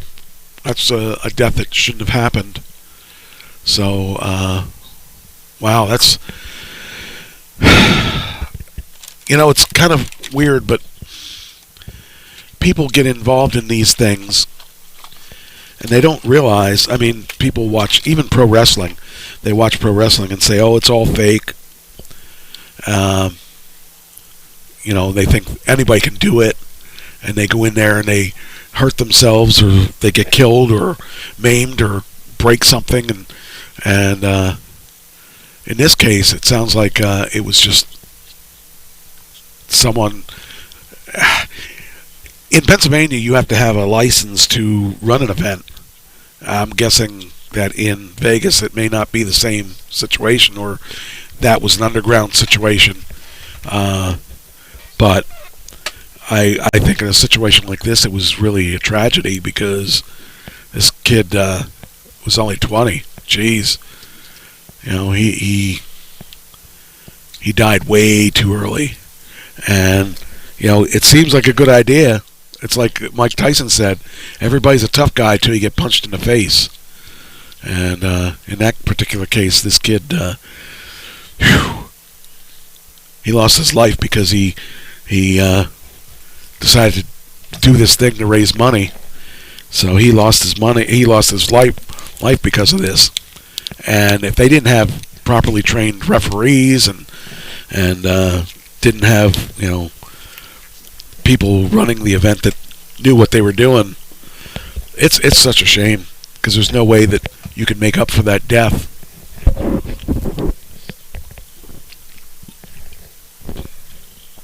But it happens. It says to lose someone so precious like that, it's hard. In a statement on Friday, his family said they'd be conducting an investigation to determine how UNLV and the Kappa Sigma fraternity could allow and promote an event like this to take place. It takes years for people to learn how to box correctly, and man, it's sad. It's sad. Even though they had ring gear, by the looks of things, they had headgear and all that. If you don't know what you're doing, you could be in, it's just a shame. That's a shame. Anyway, all right, next one.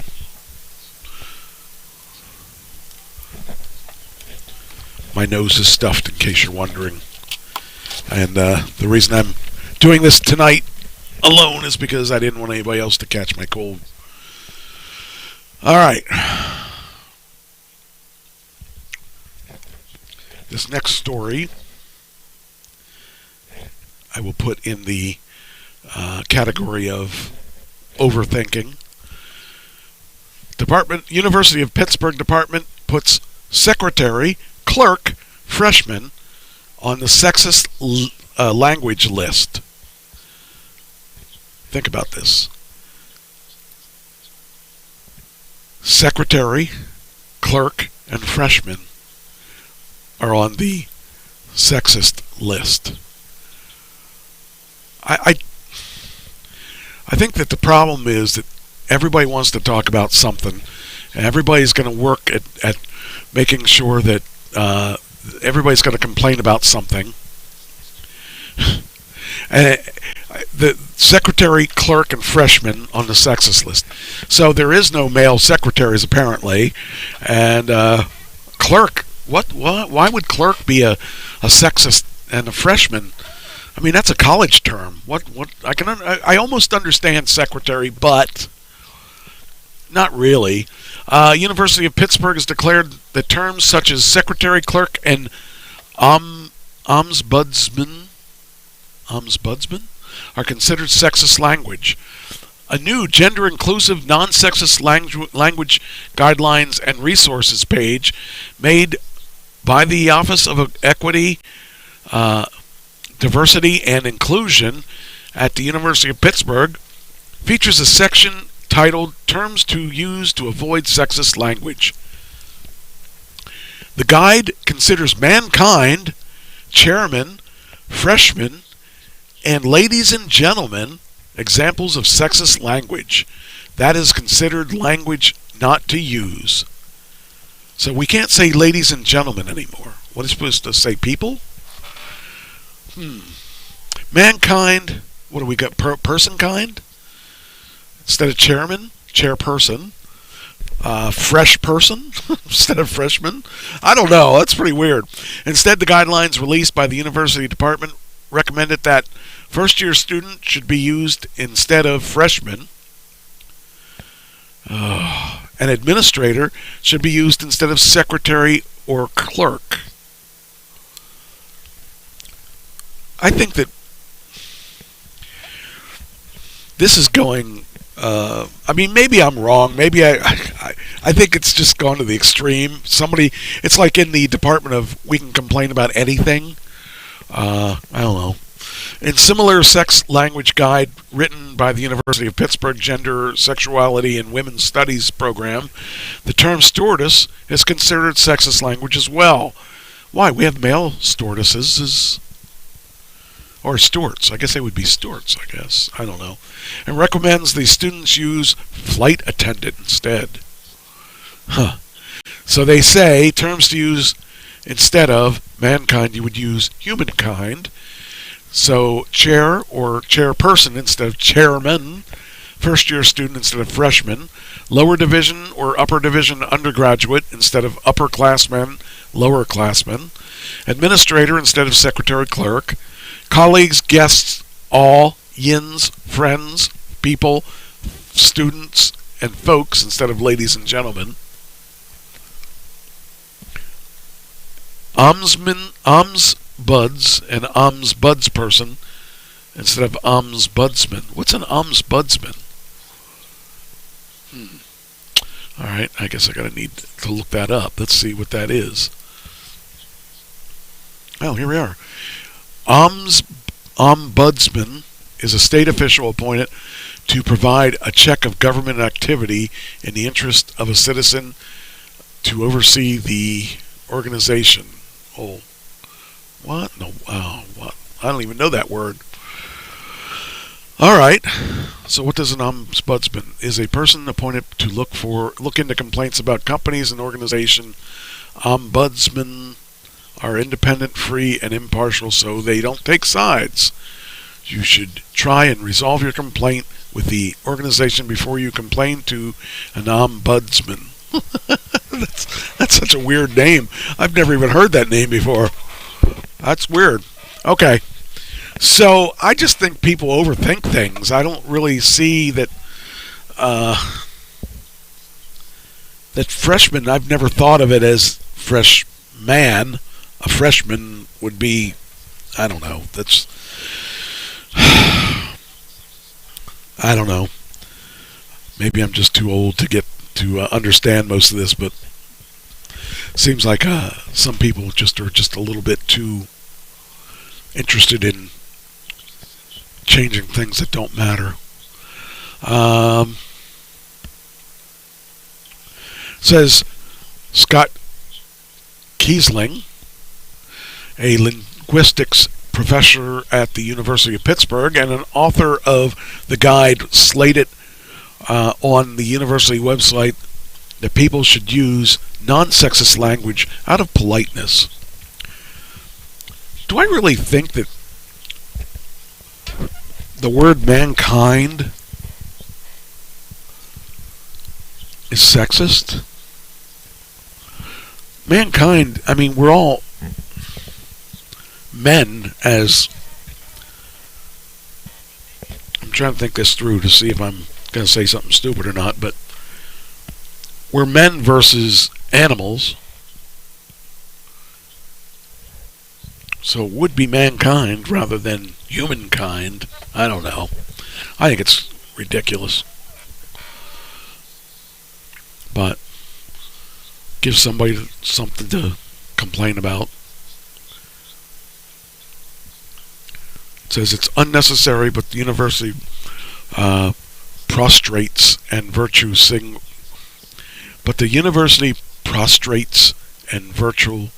signals any chance they'll get if the optics are good enough. I'll continue rolling my eyes until I get my diploma, according to Aidan Siegel. Yeah, that's why I'm glad I don't have to deal with any of that stuff. Just give somebody something to complain about. This is funny. Women devastated after no one shows up at her friend's giving. Oh boy. If I had a friend's giving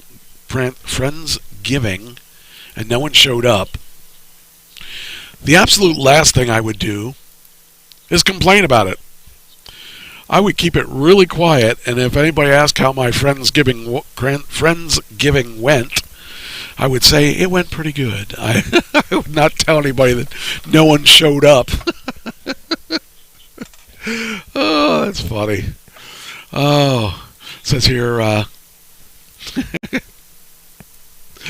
oh, woman devastated. Oh man, I can't even imagine. Like, I would never admit it. I would just tell people, oh yeah, we had a good time.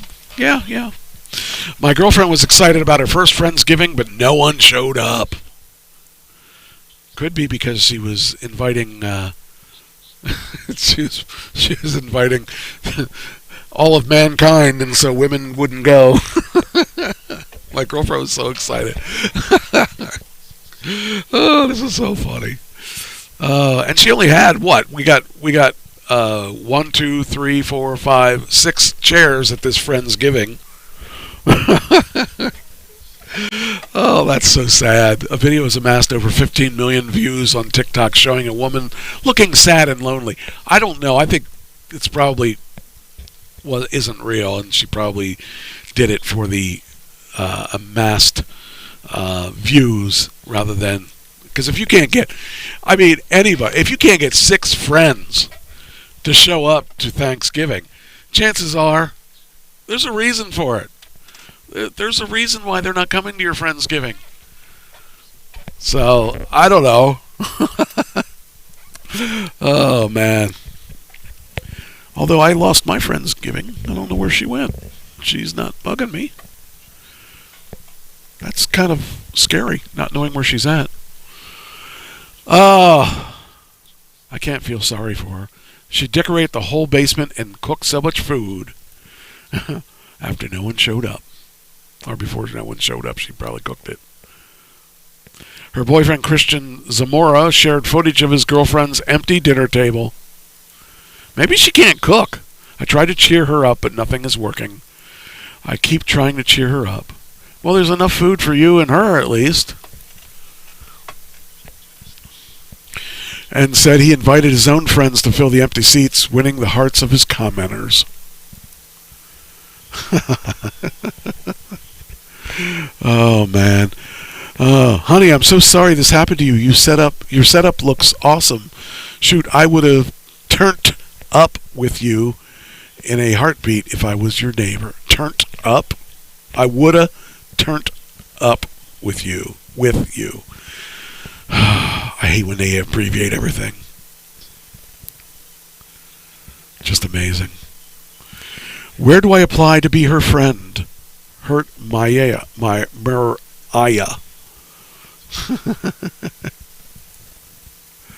Oh, these people.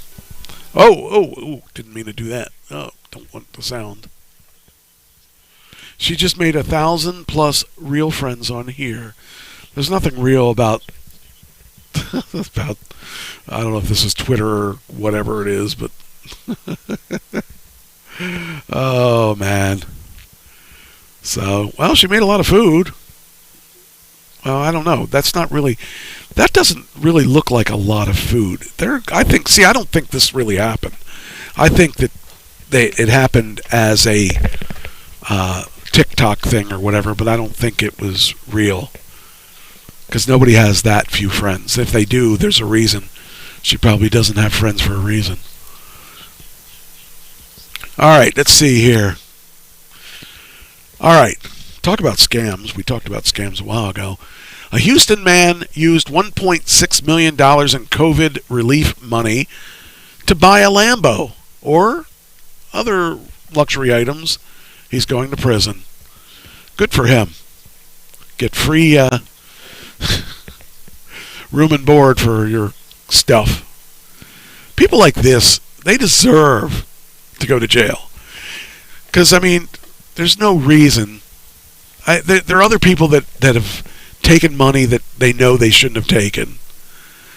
And these people deserve to go to jail. 1.6 million in COVID relief? Come on. Think about that. That's ridiculous. There's people out there that are having problems making their bills, and then someone like him, A Houston man who scammed $1.6 million in COVID relief money is headed for prison for fraud and money laundering. Judge sentenced 30-year-old Lee Price III to 110 months or 9 years and 2 months in a federal prison Monday. He pleaded guilty to wire fraud and money laundering in September. Man, that's a shame that somebody would try to rip off everybody for that kind of money. It's sad because there were a lot of people that ended up ripping off the government for COVID relief money, and those people need to go to jail, as far as I'm concerned.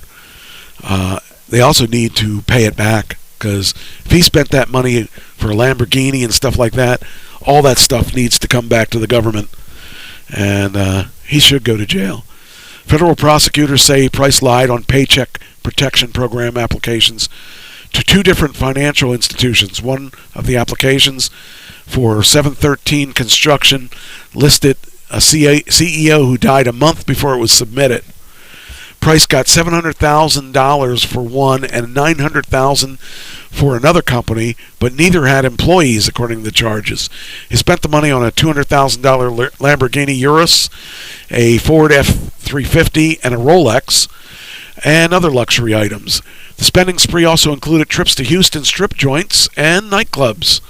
See, he had to have a girlfriend that would have kept him from doing that. That would have kept him out of jail if he had one of them girlfriends that was Christian and all that stuff, and kept him on the straight and narrow, because he wouldn't be out there at strip clubs and stuff like that. The feds say they seized about $700,000 in goods and cash from Price, who has a long rap sheet in Houston for dating back to 2007 when he was a teenager. The CARES Act was designed to provide emergency financial assistance to millions of Americans who were suffering from economic effects of the pandemic. Some people and businesses who had legit needs for the money have complained they never received it. Since the inception of the CARES Act, the U.S. Justice Department Fraud Division has prosecuted over 150 defendants in more than 95 criminal cases. They seized over $75 million in cash, as well as numerous real estate properties and luxury items purchased with such funds. More information can be found at blah, blah, blah. Okay, blah, blah, blah. Okay. So this guy, he doesn't deserve any kind of pity. He deserves what he got, and I'm glad they caught him. I really wish they would have caught a whole lot more people, but, something you can be assured that they're going to be going after him, but, it's just a shame. All right, now let's see where we're at here. This one's interesting. According to USA Today, this infrastructure law could prevent drunk driving deaths. It says here, as the year winds down, Congress has still a list of things it needs to do before 2021 ends. Most notably, Congress is until Friday to avoid a government shutdown. In late September, Joe Biden and Congress averted the shutdown hours before midnight by funding the government until the beginning of December. What's a shutdown mean? Well, it means that a shutdown would furlough hundreds of thousands of non-essential federal employees, forcing them to take time off without pay. That's a shame that they have to because of them not having, money to pay them. But lawmakers still need to take action on raising the debt ceiling, the 2022 National Defense Authorization Act, voting rights, a China competitive bill, and fate of Biden's Build Back Better Act in the Senate. Or they could just kick him out of office. I don't know. Put someone in there that wants to get things done. Speaking of Biden's infrastructure plans, one provision tucked into the $1 trillion package that he signed into law could prevent drunk drivers from getting on the road. The new law requires National Highway Safety Traffic Administration to create a rule mandating that new vehicles be equipped with advanced technology to prevent drunken and impaired driving, beginning no later than 2026. Legislation leaves it to the TSA to decide which technology to require, but could include any device that prevents a driver from operating a newly manufactured vehicle by identifying signs of impairment or detecting a blood alcohol level at above the legal age. So, basically they're wanting to put breathalyzers in cars, I'm assuming.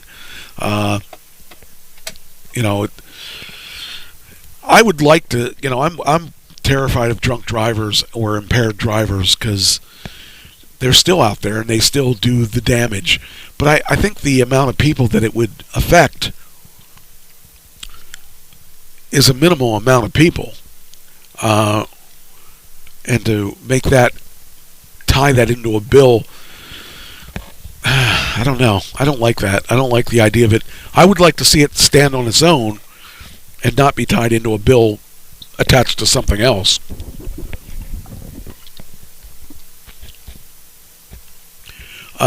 Opening arguments.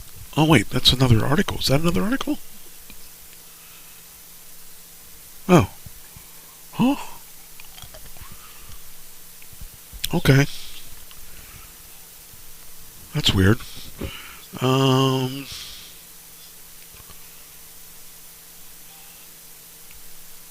Okay.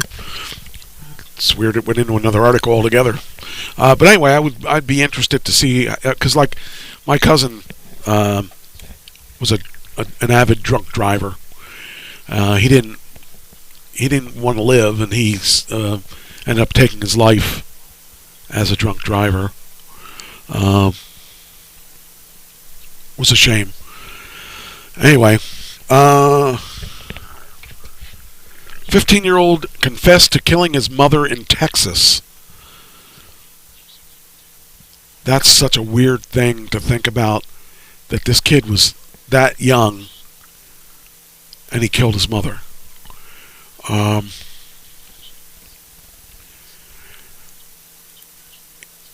I'm sure that he's going to live the rest of his life knowing that he killed...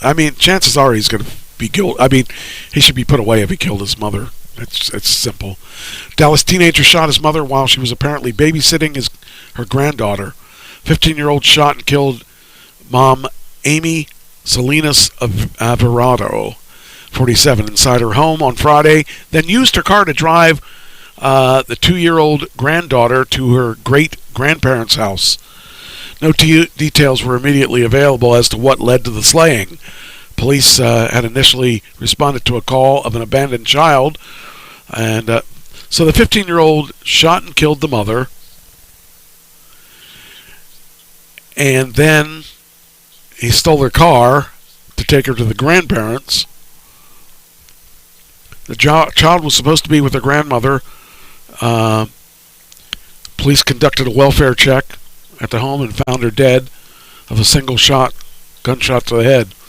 Investigators are trying to determine that the teenage son shot and killed her before taking her car and dropping off her child. The unnamed teen then drove to a friend's house. He was taken into custody. So we don't even know why, but still, it seems kind of weird that a 15-year-old would kill his mother. But in this day and age, maybe it's not as bizarre as I would think it would be, because they seem to think that it's like in the movies, you shoot them and they get back up, and who knows. It's such a shame. 15-year-old kid. All right. Headless body falls out of a cannibal's car after a crash. Now that's some bad luck for you. You would think that the cannibal would have something to put the head in so that it wouldn't fall out. He's not a very good cannibal. What do you do with the head anyway? Do you save the head? Do you use it for like making a broth? Jeez, can't believe I said that. A purported Russian cannibal and 2 other men were arrested after the police discovered a decapitated body at the scene of the car crash. The body fell out of the trunk of a Mitsubishi when it crashed into the highway fence on the side of the highway in Leningrad last week. Cops arrested 3 suspects, 2 of which allegedly drunkenly murdered a man in a St. Petersburg garage, which they then set on fire. The suspects then fled the scene and crashed their car, but not before one of them reportedly engaged in cannibalism. I nibbled to just take a taste, 23-year-old said. Oh, man. Are you ready to eat a human again? An interrogator reportedly asked. Oh, man. Do you have some? The suspect replied. Oh, man. He also admitted murdering and eating a man last September without any reason. These people are really weird. I don't know. I just can't imagine, like, just weird. I mean, they're way out there. Oh, I can't imagine. Just want to taste. I want to just taste the guy. School custodian was arrested in a fatal hit and run after reporting the vehicle stolen. Oh, if you can't trust your custodian, who can you trust? I can't imagine. These people, we get the weirdest stories ever. Anyway, so Des Moines Adams, a city Department of Education maintenance worker, was nabbed in a hit-and-run crash that left a 44-year-old woman dead in the Bronx, months after reporting his vehicle stolen. Des Moines Adams, 35, was arrested Saturday after allegedly losing control of his gray 2018 BMW and barreling onto the sidewalk at East Fordham Road and Morris Avenue at around 9 p.m. August 28th, where he struck and killed Muriel Gauss and injured a 53-year-old woman before fleeing, according to the cops. Adams was charged with leaving the scene of a fatal accident and leaving the scene of an accident causing injury. His bail was set at $25,000 or $150,000 bond. Adams was traveling at a high rate of speed when he mounted the sidewalk and struck Gauss, according to the court documents. The car was also struck metal items on the sidewalk and hit the older woman, who was left with minor injuries. Adams reported his vehicle stolen shortly after the crash, and police obtained a video that led to his arrest. After months of video canvassing, they were able to get a green light from the DA's office to arrest him. Just amazing. Some people deserve to be thrown in jail.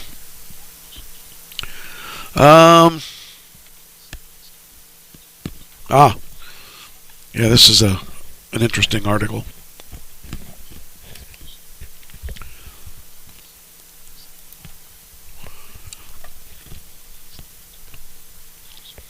Cops. Astonished cops find $3 million in a random traffic stop. Australian police have charged a man with money laundering after a routine traffic stop revealed that his car had 2 suitcases in his trunk crammed with $4.1 million worth of roughly $3 million in U.S. dollars. I didn't even know they had that kind of money in Australia, because most of the places I've seen in Australia were not really wealthy-looking places. So, yeah, that's Queensland, Australia. It said the incident took place in southern Brisbane, suburb of Colombian, Queensland, at 5 a.m., November 20th. Queensland police released footage of the stop along with a statement on November 22nd.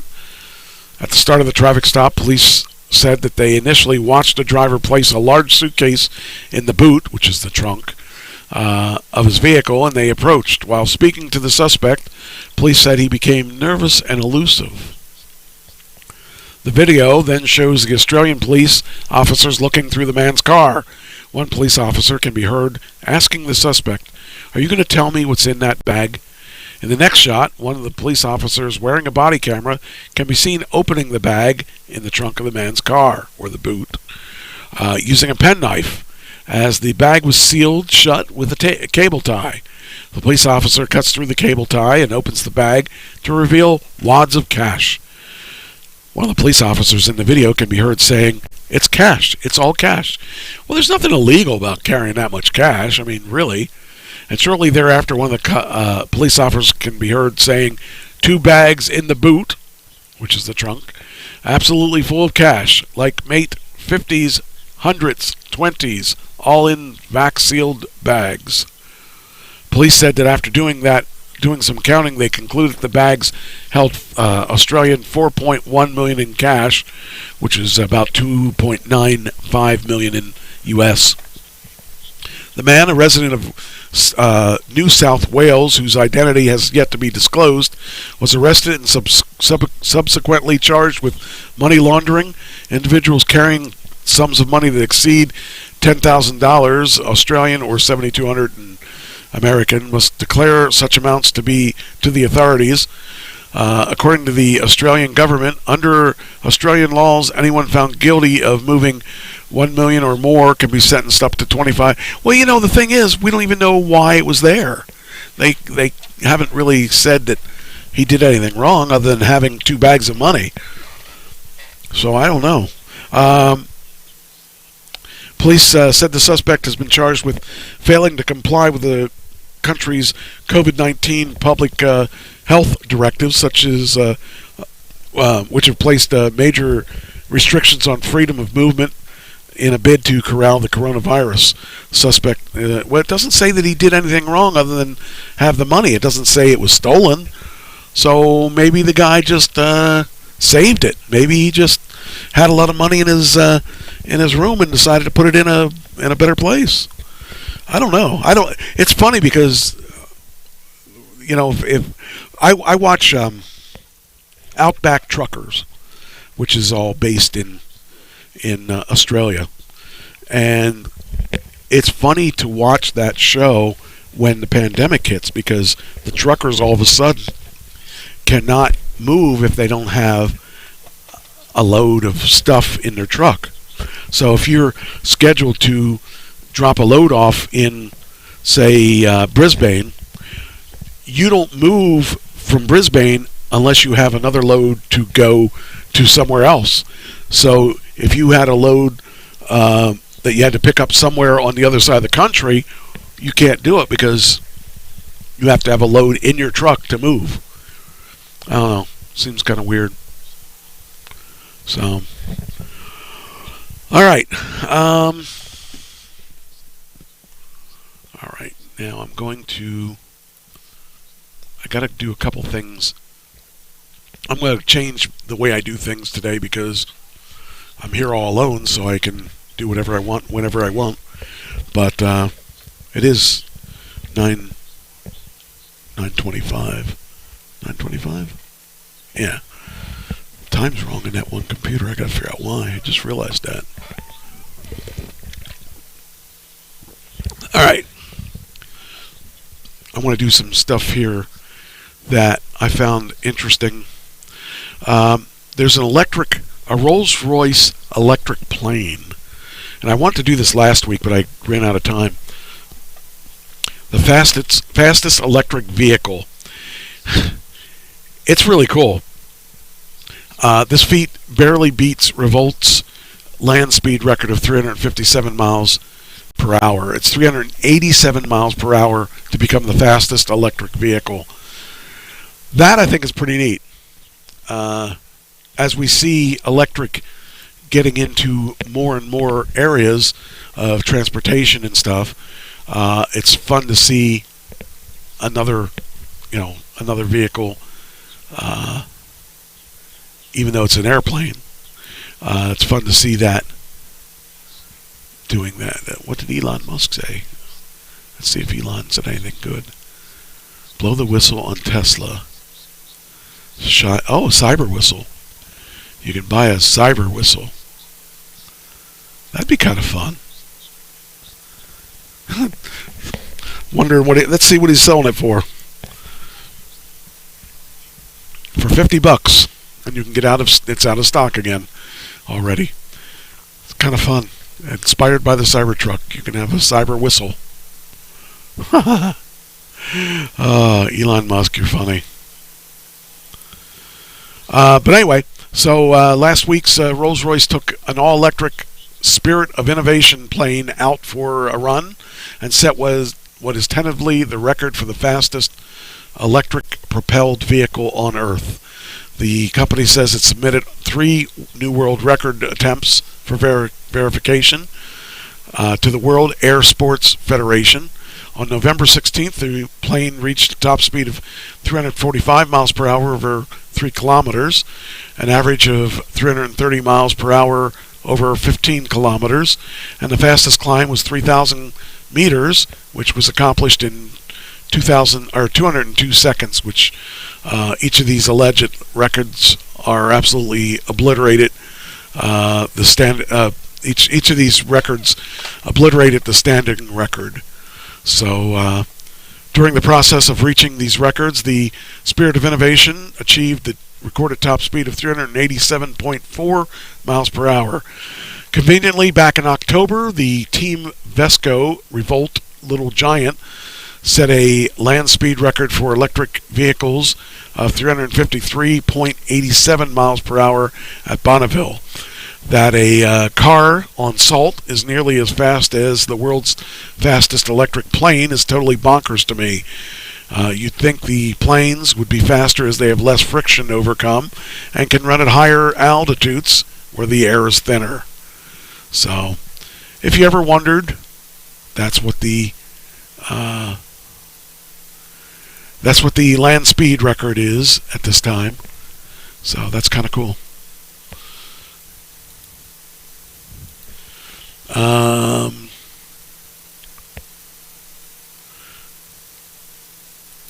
This is a vehicle that is set to, it's a four-wheeled, weatherproof vehicle aimed to redefine personal mobility.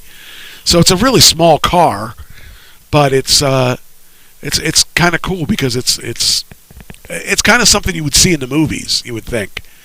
So here is the car. It's called the podbike.com. And it looks like a, I don't even know how to explain it, what it looks like. It looks like a car for one. I wouldn't want to be in it and get in a crash of some sort because you wouldn't survive, I don't think. But it's kind of cool. It's called the Velomobile.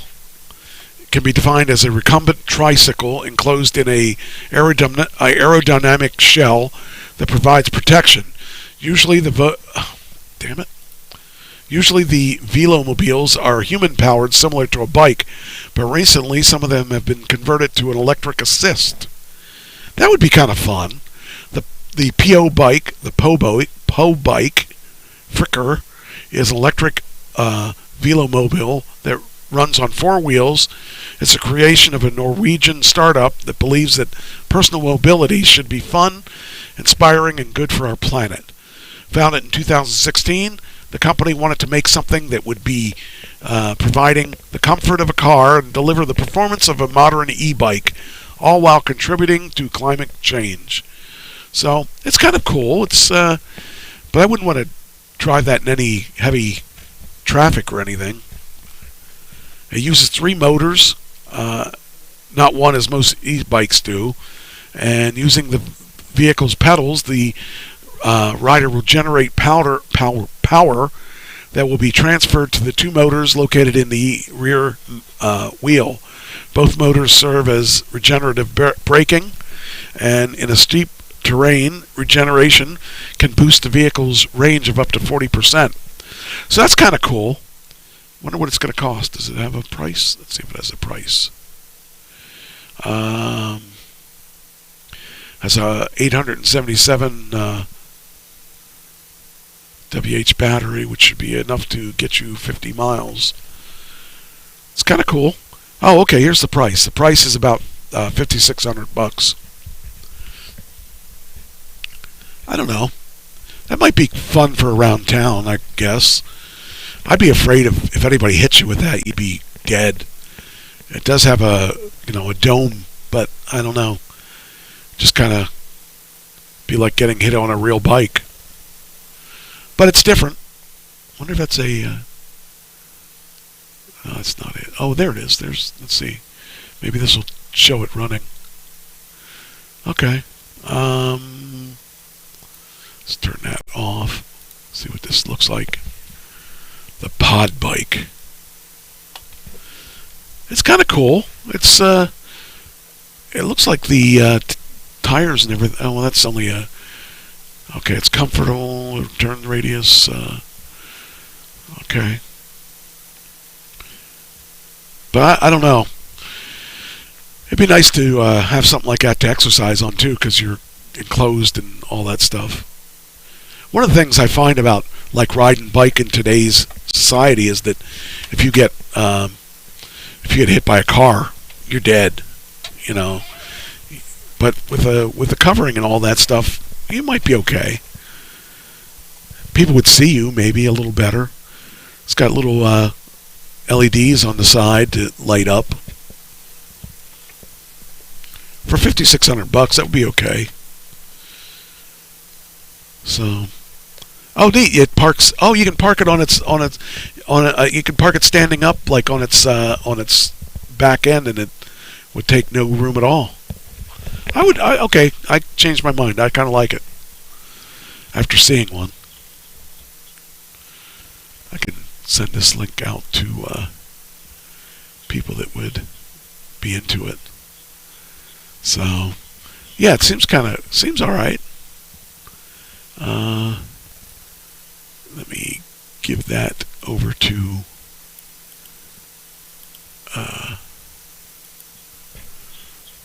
my Facebook. I I definitely think that's cool. Okay, what are you going to do? You going to let me do it? Come on. Alright, now, post that on there.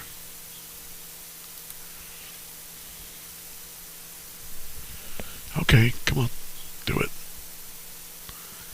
Yeah, it's different.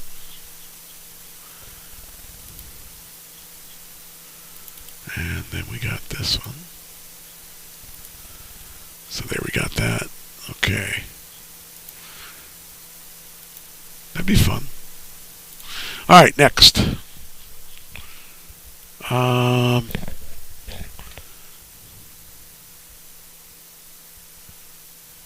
Okay, there's a company out there called Edison Future, and they're developing a Cybertruck-like truck that is a solar pickup, and it's going to get a better range than the well, there is no Cybertruck yet, but, you know, let me see here, Electruck. Oh, try that. Maybe that one. Yeah, there it is. Actually, it looks pretty cool. The infant EV brand Edison Future debuted 2 truck concepts at the LA Auto Show this year, aiming to bring both models to market in 2025. One concept in particular is the EF1T. It's interesting looking, and while the company is not trying to compete with Tesla per se, the EF1T pickup should certainly attract some Cybertruck fans as an alternative should it make production. It really looks pretty cool. It's a little bit different than the Cybertruck. Well, a lot different. But let's see how much different it is.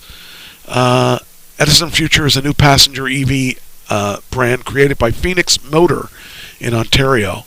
Edison Future now joins Phoenix Motor Cars as a dual brand strategy under the same larger EV umbrella.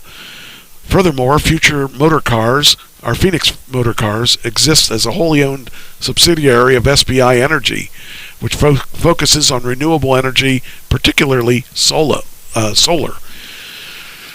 So I wonder if that vehicle,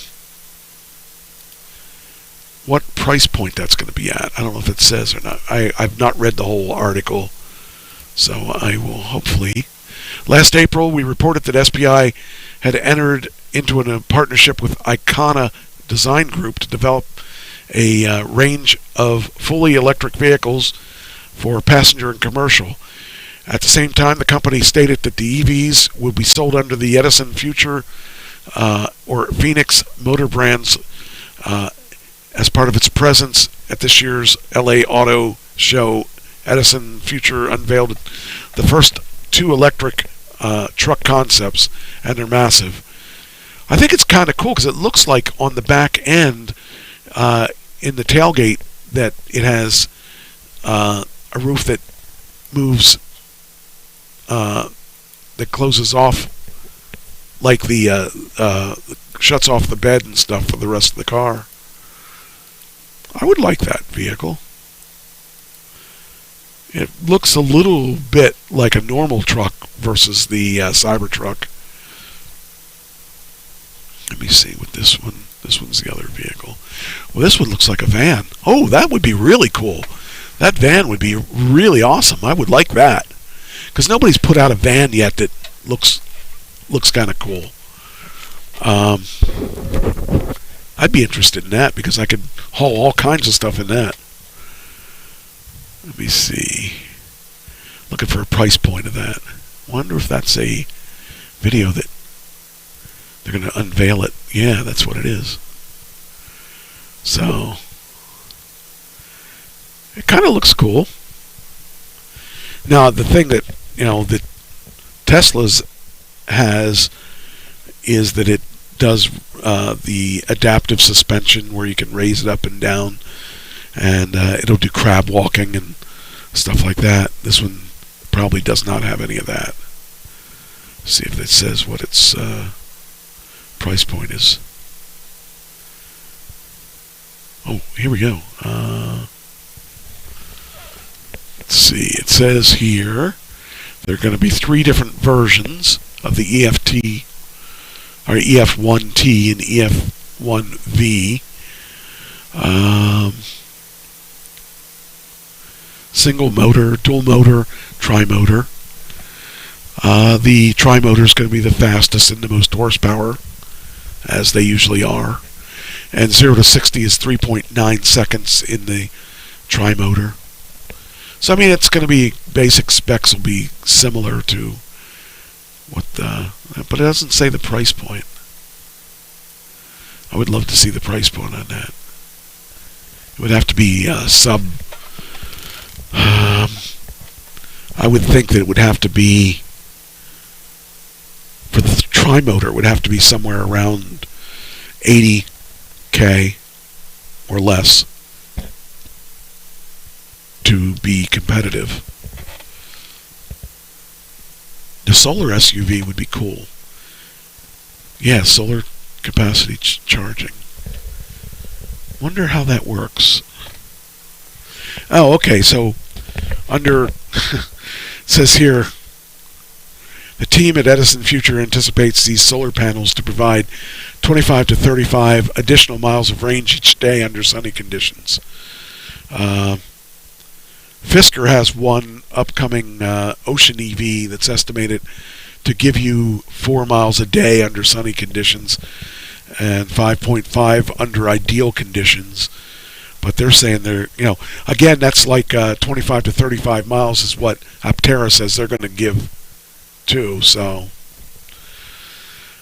first person to come up with that technology will probably do fairly well, especially if they can patent that technology.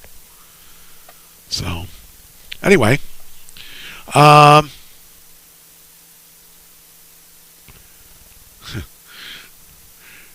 there is, why is the USA refusing to? Okay.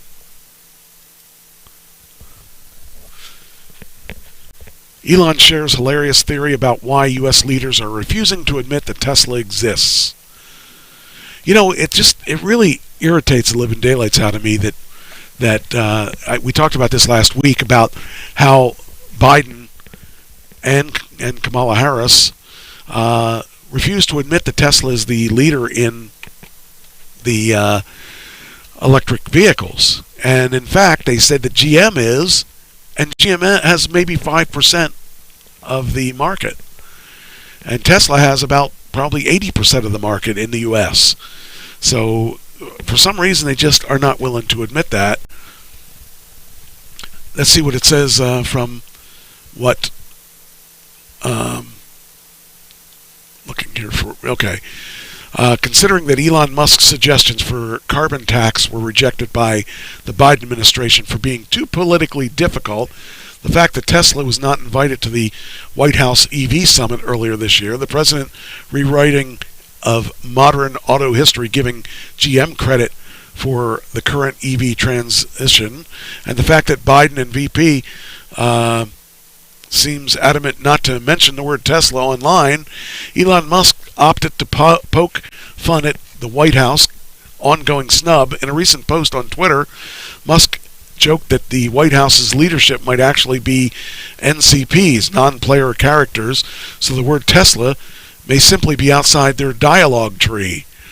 So, yeah, it's really strange that they're refusing to admit that Tesla even exists. I don't understand it, because anyone that isn't living under a rock knows that Tesla has the leadership in this. They may not always be the leader, but right now they are the leader. So whether or not they want to admit it, that's just crazy. Musk says seems to be taking the administration's evident Tesla snub in stride, which is probably a good sign on its own. At this point, after all, Tesla appears to be have reached a point where it's already a stable business where it could stand on its own 2 feet, even without the help of the regulatory credits. And with more factories opening in the near future in the form of Gigafactory Texas, Giga Berlin, Tesla's presence would likely be acknowledged worldwide, even though they don't want to admit it.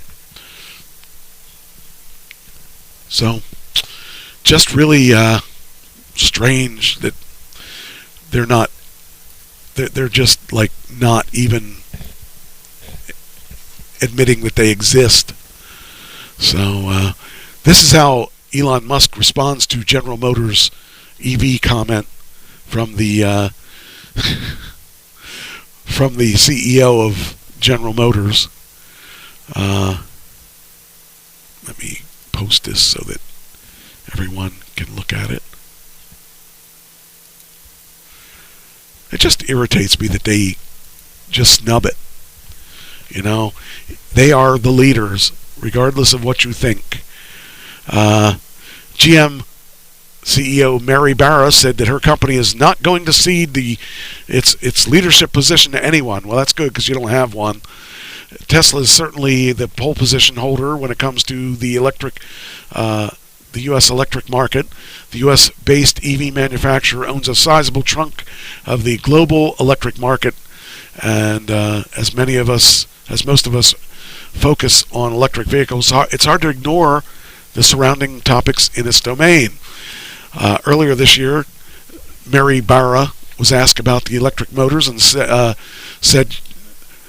said that GM is the market leader in EVs. She also said that GM is not going to cede its leadership to anyone. These words were amplified by the U.S. President during his tour of GM's Zero EV plant, where he took an EV for a Hummer for a test drive. Mary Barra's comment surprised many, as the iconic auto manufacturer is nowhere close to Tesla when it comes to selling electric vehicles. Responding to GM's CEO comment, Tesla CEO has tweeted, hypothetically, if they did make lots of electric cars, then they would be the leader. As per Musk's indication, GM has a chance to become a market leader if it starts making a larger number of EVs. However, at this moment, GM is far away from that point. Tesla is the biggest electric car manufacturer in the U.S. Ford recently said that it aims to step up its game and within 2 years become the second largest electric car manufacturer in the world. In that case as well, GM Motors would be third at best. GM, in the meantime, has spent a lot of resources to develop its Ultium platform, dedicated to future electric vehicles of the auto manufacturer. Either way, the consumers are going to see a flurry of electric cars. I just think it's funny that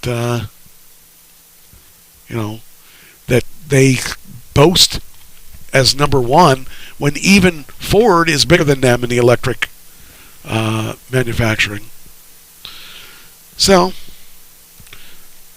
it's really kind of bizarre. Let's see here.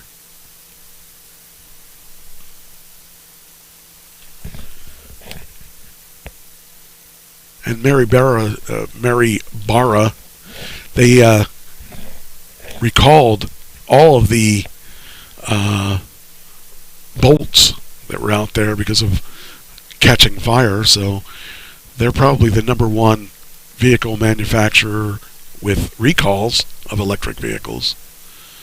So, just out of curiosity, let's see where Tesla is in the price point. Tesla stock. Let's see what we are at. So it's almost $1,200. It's almost $11.50. So I heard there's a stock split coming, and I'll be real happy if that happens because I own a bit of stock. I mean, as much as I can afford for that price point. But it'd be nice if it splits. I heard it was possibly going to be a... Let me see here, I think. Where's it at? I found this interesting. According to Barron's, Tesla's top price targets at $1,500. If it does $1,500, I'll be very happy. I will make me a little bit of money on that. So we'll see if it hits that. I'd like to see it hit that. All right, let's see. This is kind of interesting. If you invested $5,000 in Lucid stock in May, this is how much you would have today. So, all right. So, Lucid has risen 165% in 6 months. An amount of $5,000 invested in Lucid in May would have become $13,000. That's 2.6 times in just 6 months. The key question is, can Lucid generate similar returns over the long term? Who knows? They make a nice looking car.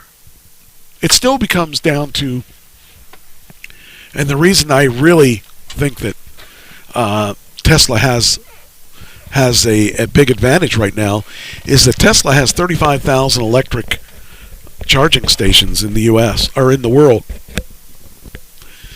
And if you want to get your car charged, they are going to open up a lot of those stations to other cars. But if you want fast charging and you want to use Tesla's charging station, you're going to pay a premium if you don't have a Tesla. And if you do have a Tesla, you certainly get a better charge at a better price. So that's the reason I'm sticking with Tesla, because I really like the Mercedes and stuff that I saw, but when it comes down to the whole thing, it still doesn't make sense to do it, to buy another brand until a point where you're going to be charged a reasonable amount for recharging. By the way, this is an interesting thing I found before the show. The Mercedes AMG 63, the Mercedes AMG 63 had a tug of war with the Russian Sherp. Now, I never heard of a Russian Sherp, but I'm assuming it's a pretty. I guess it's I would think that that's a military vehicle. It says AMG variety of the German SUV is indeed better known for other things than its off-roading abilities. Looking pretty, parked in front of the trendiest coffee house in town and all that stuff. So it was taking a tug of war with a Russian-Ukrainian vehicle called the Sherp, and it digs its big wheels into the ground and kind of fun. It was fun to watch. Here it is. Here's the two playing tug of war.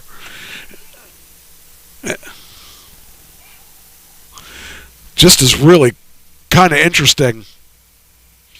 Started pulling the Mercedes, but then the Mercedes pulled it back. So then it started pulling. The Mercedes started winning the tug of war. Looks like a Tonka toy. Those tires are huge, too.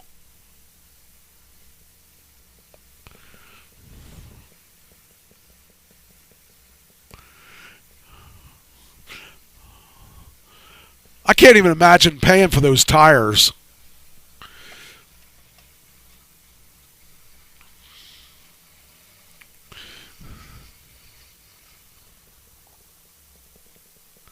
That's just amazing. Those wheels are expensive too, I'm sure. Those tires have to be really expensive. But the Russian Sherp didn't win that.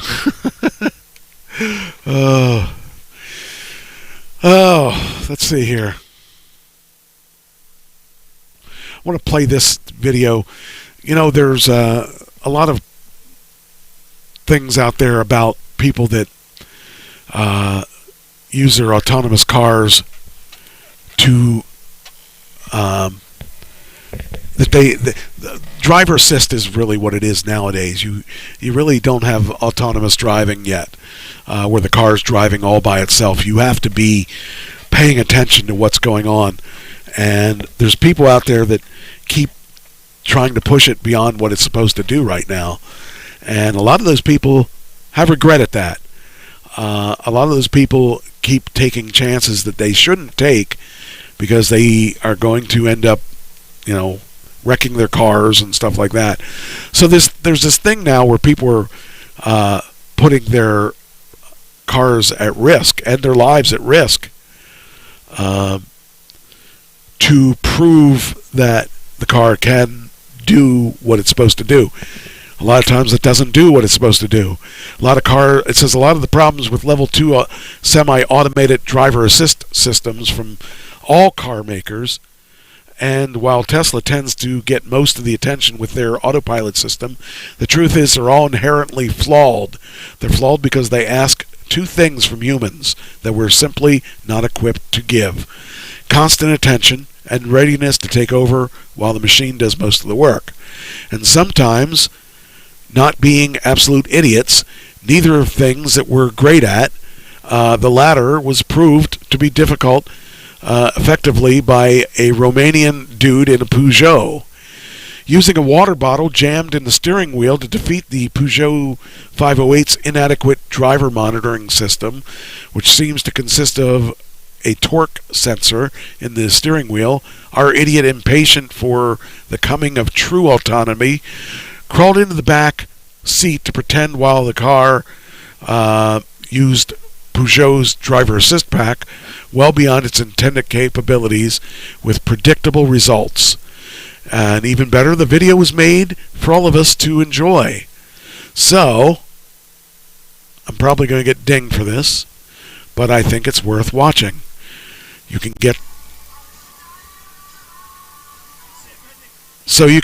see the car is driving at this point with the water bottle in the steering wheel, but just watch as it becomes a dangerous thing because they ended up... I'm going to turn this off because you don't need the music. But they, as you can see, it's going to start veering to the right, and this is a turn-off lane, and all of a sudden, the car just wrecked. So he's lucky that he didn't kill himself, because that was a scary thing. The guy put it in autopilot and thinking that it was going to get there, and it didn't really do it. Didn't do what it was supposed to do. Well, it did what it was supposed to do, but it says, "Oh, you stupid lucky dummy. The fan of Cutting Crew's Saccharine 1987 hit, 'I Just Died in Your Arms Tonight,' was really lucky he didn't die in his car's arms that night or kill anyone else. Because he wasn't even in the park. He wasn't even in the driver's seat. He was in the back seat." So these people just are amazing that they would keep doing things like this. And, somehow you're going to end up killing somebody if you don't kill yourself. So, it says here, I'm told the language is Romanian. While I'm not sure what they actually said, the general story is clear.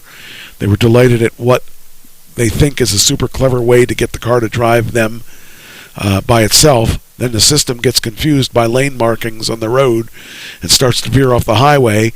An attempt at correction by the person in the passenger seat is just making everything worse, seemingly flipping the car over. Luckily, nobody inside or outside the car appears to be injured, and hopefully it's a lesson learned.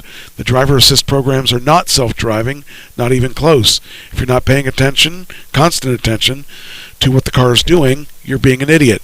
As a result, this car, like this, is how your drive ends.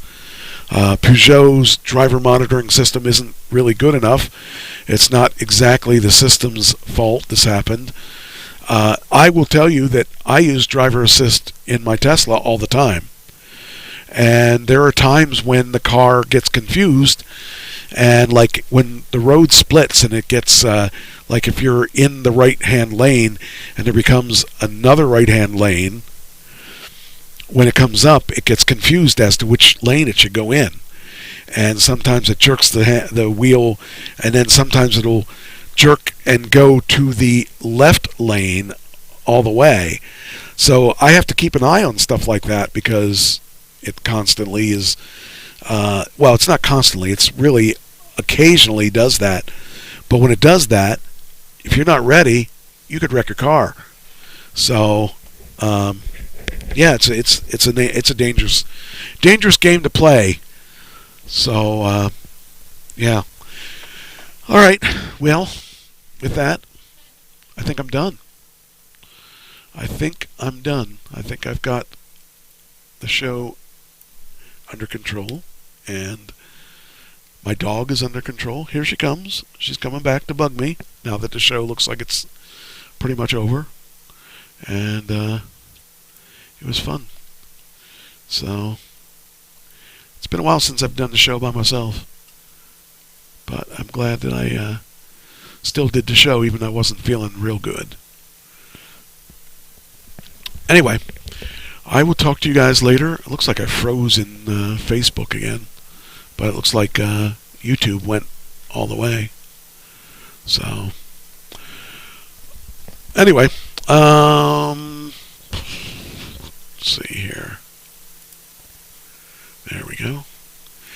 I will talk to you guys next week when I hopefully will have a full staff.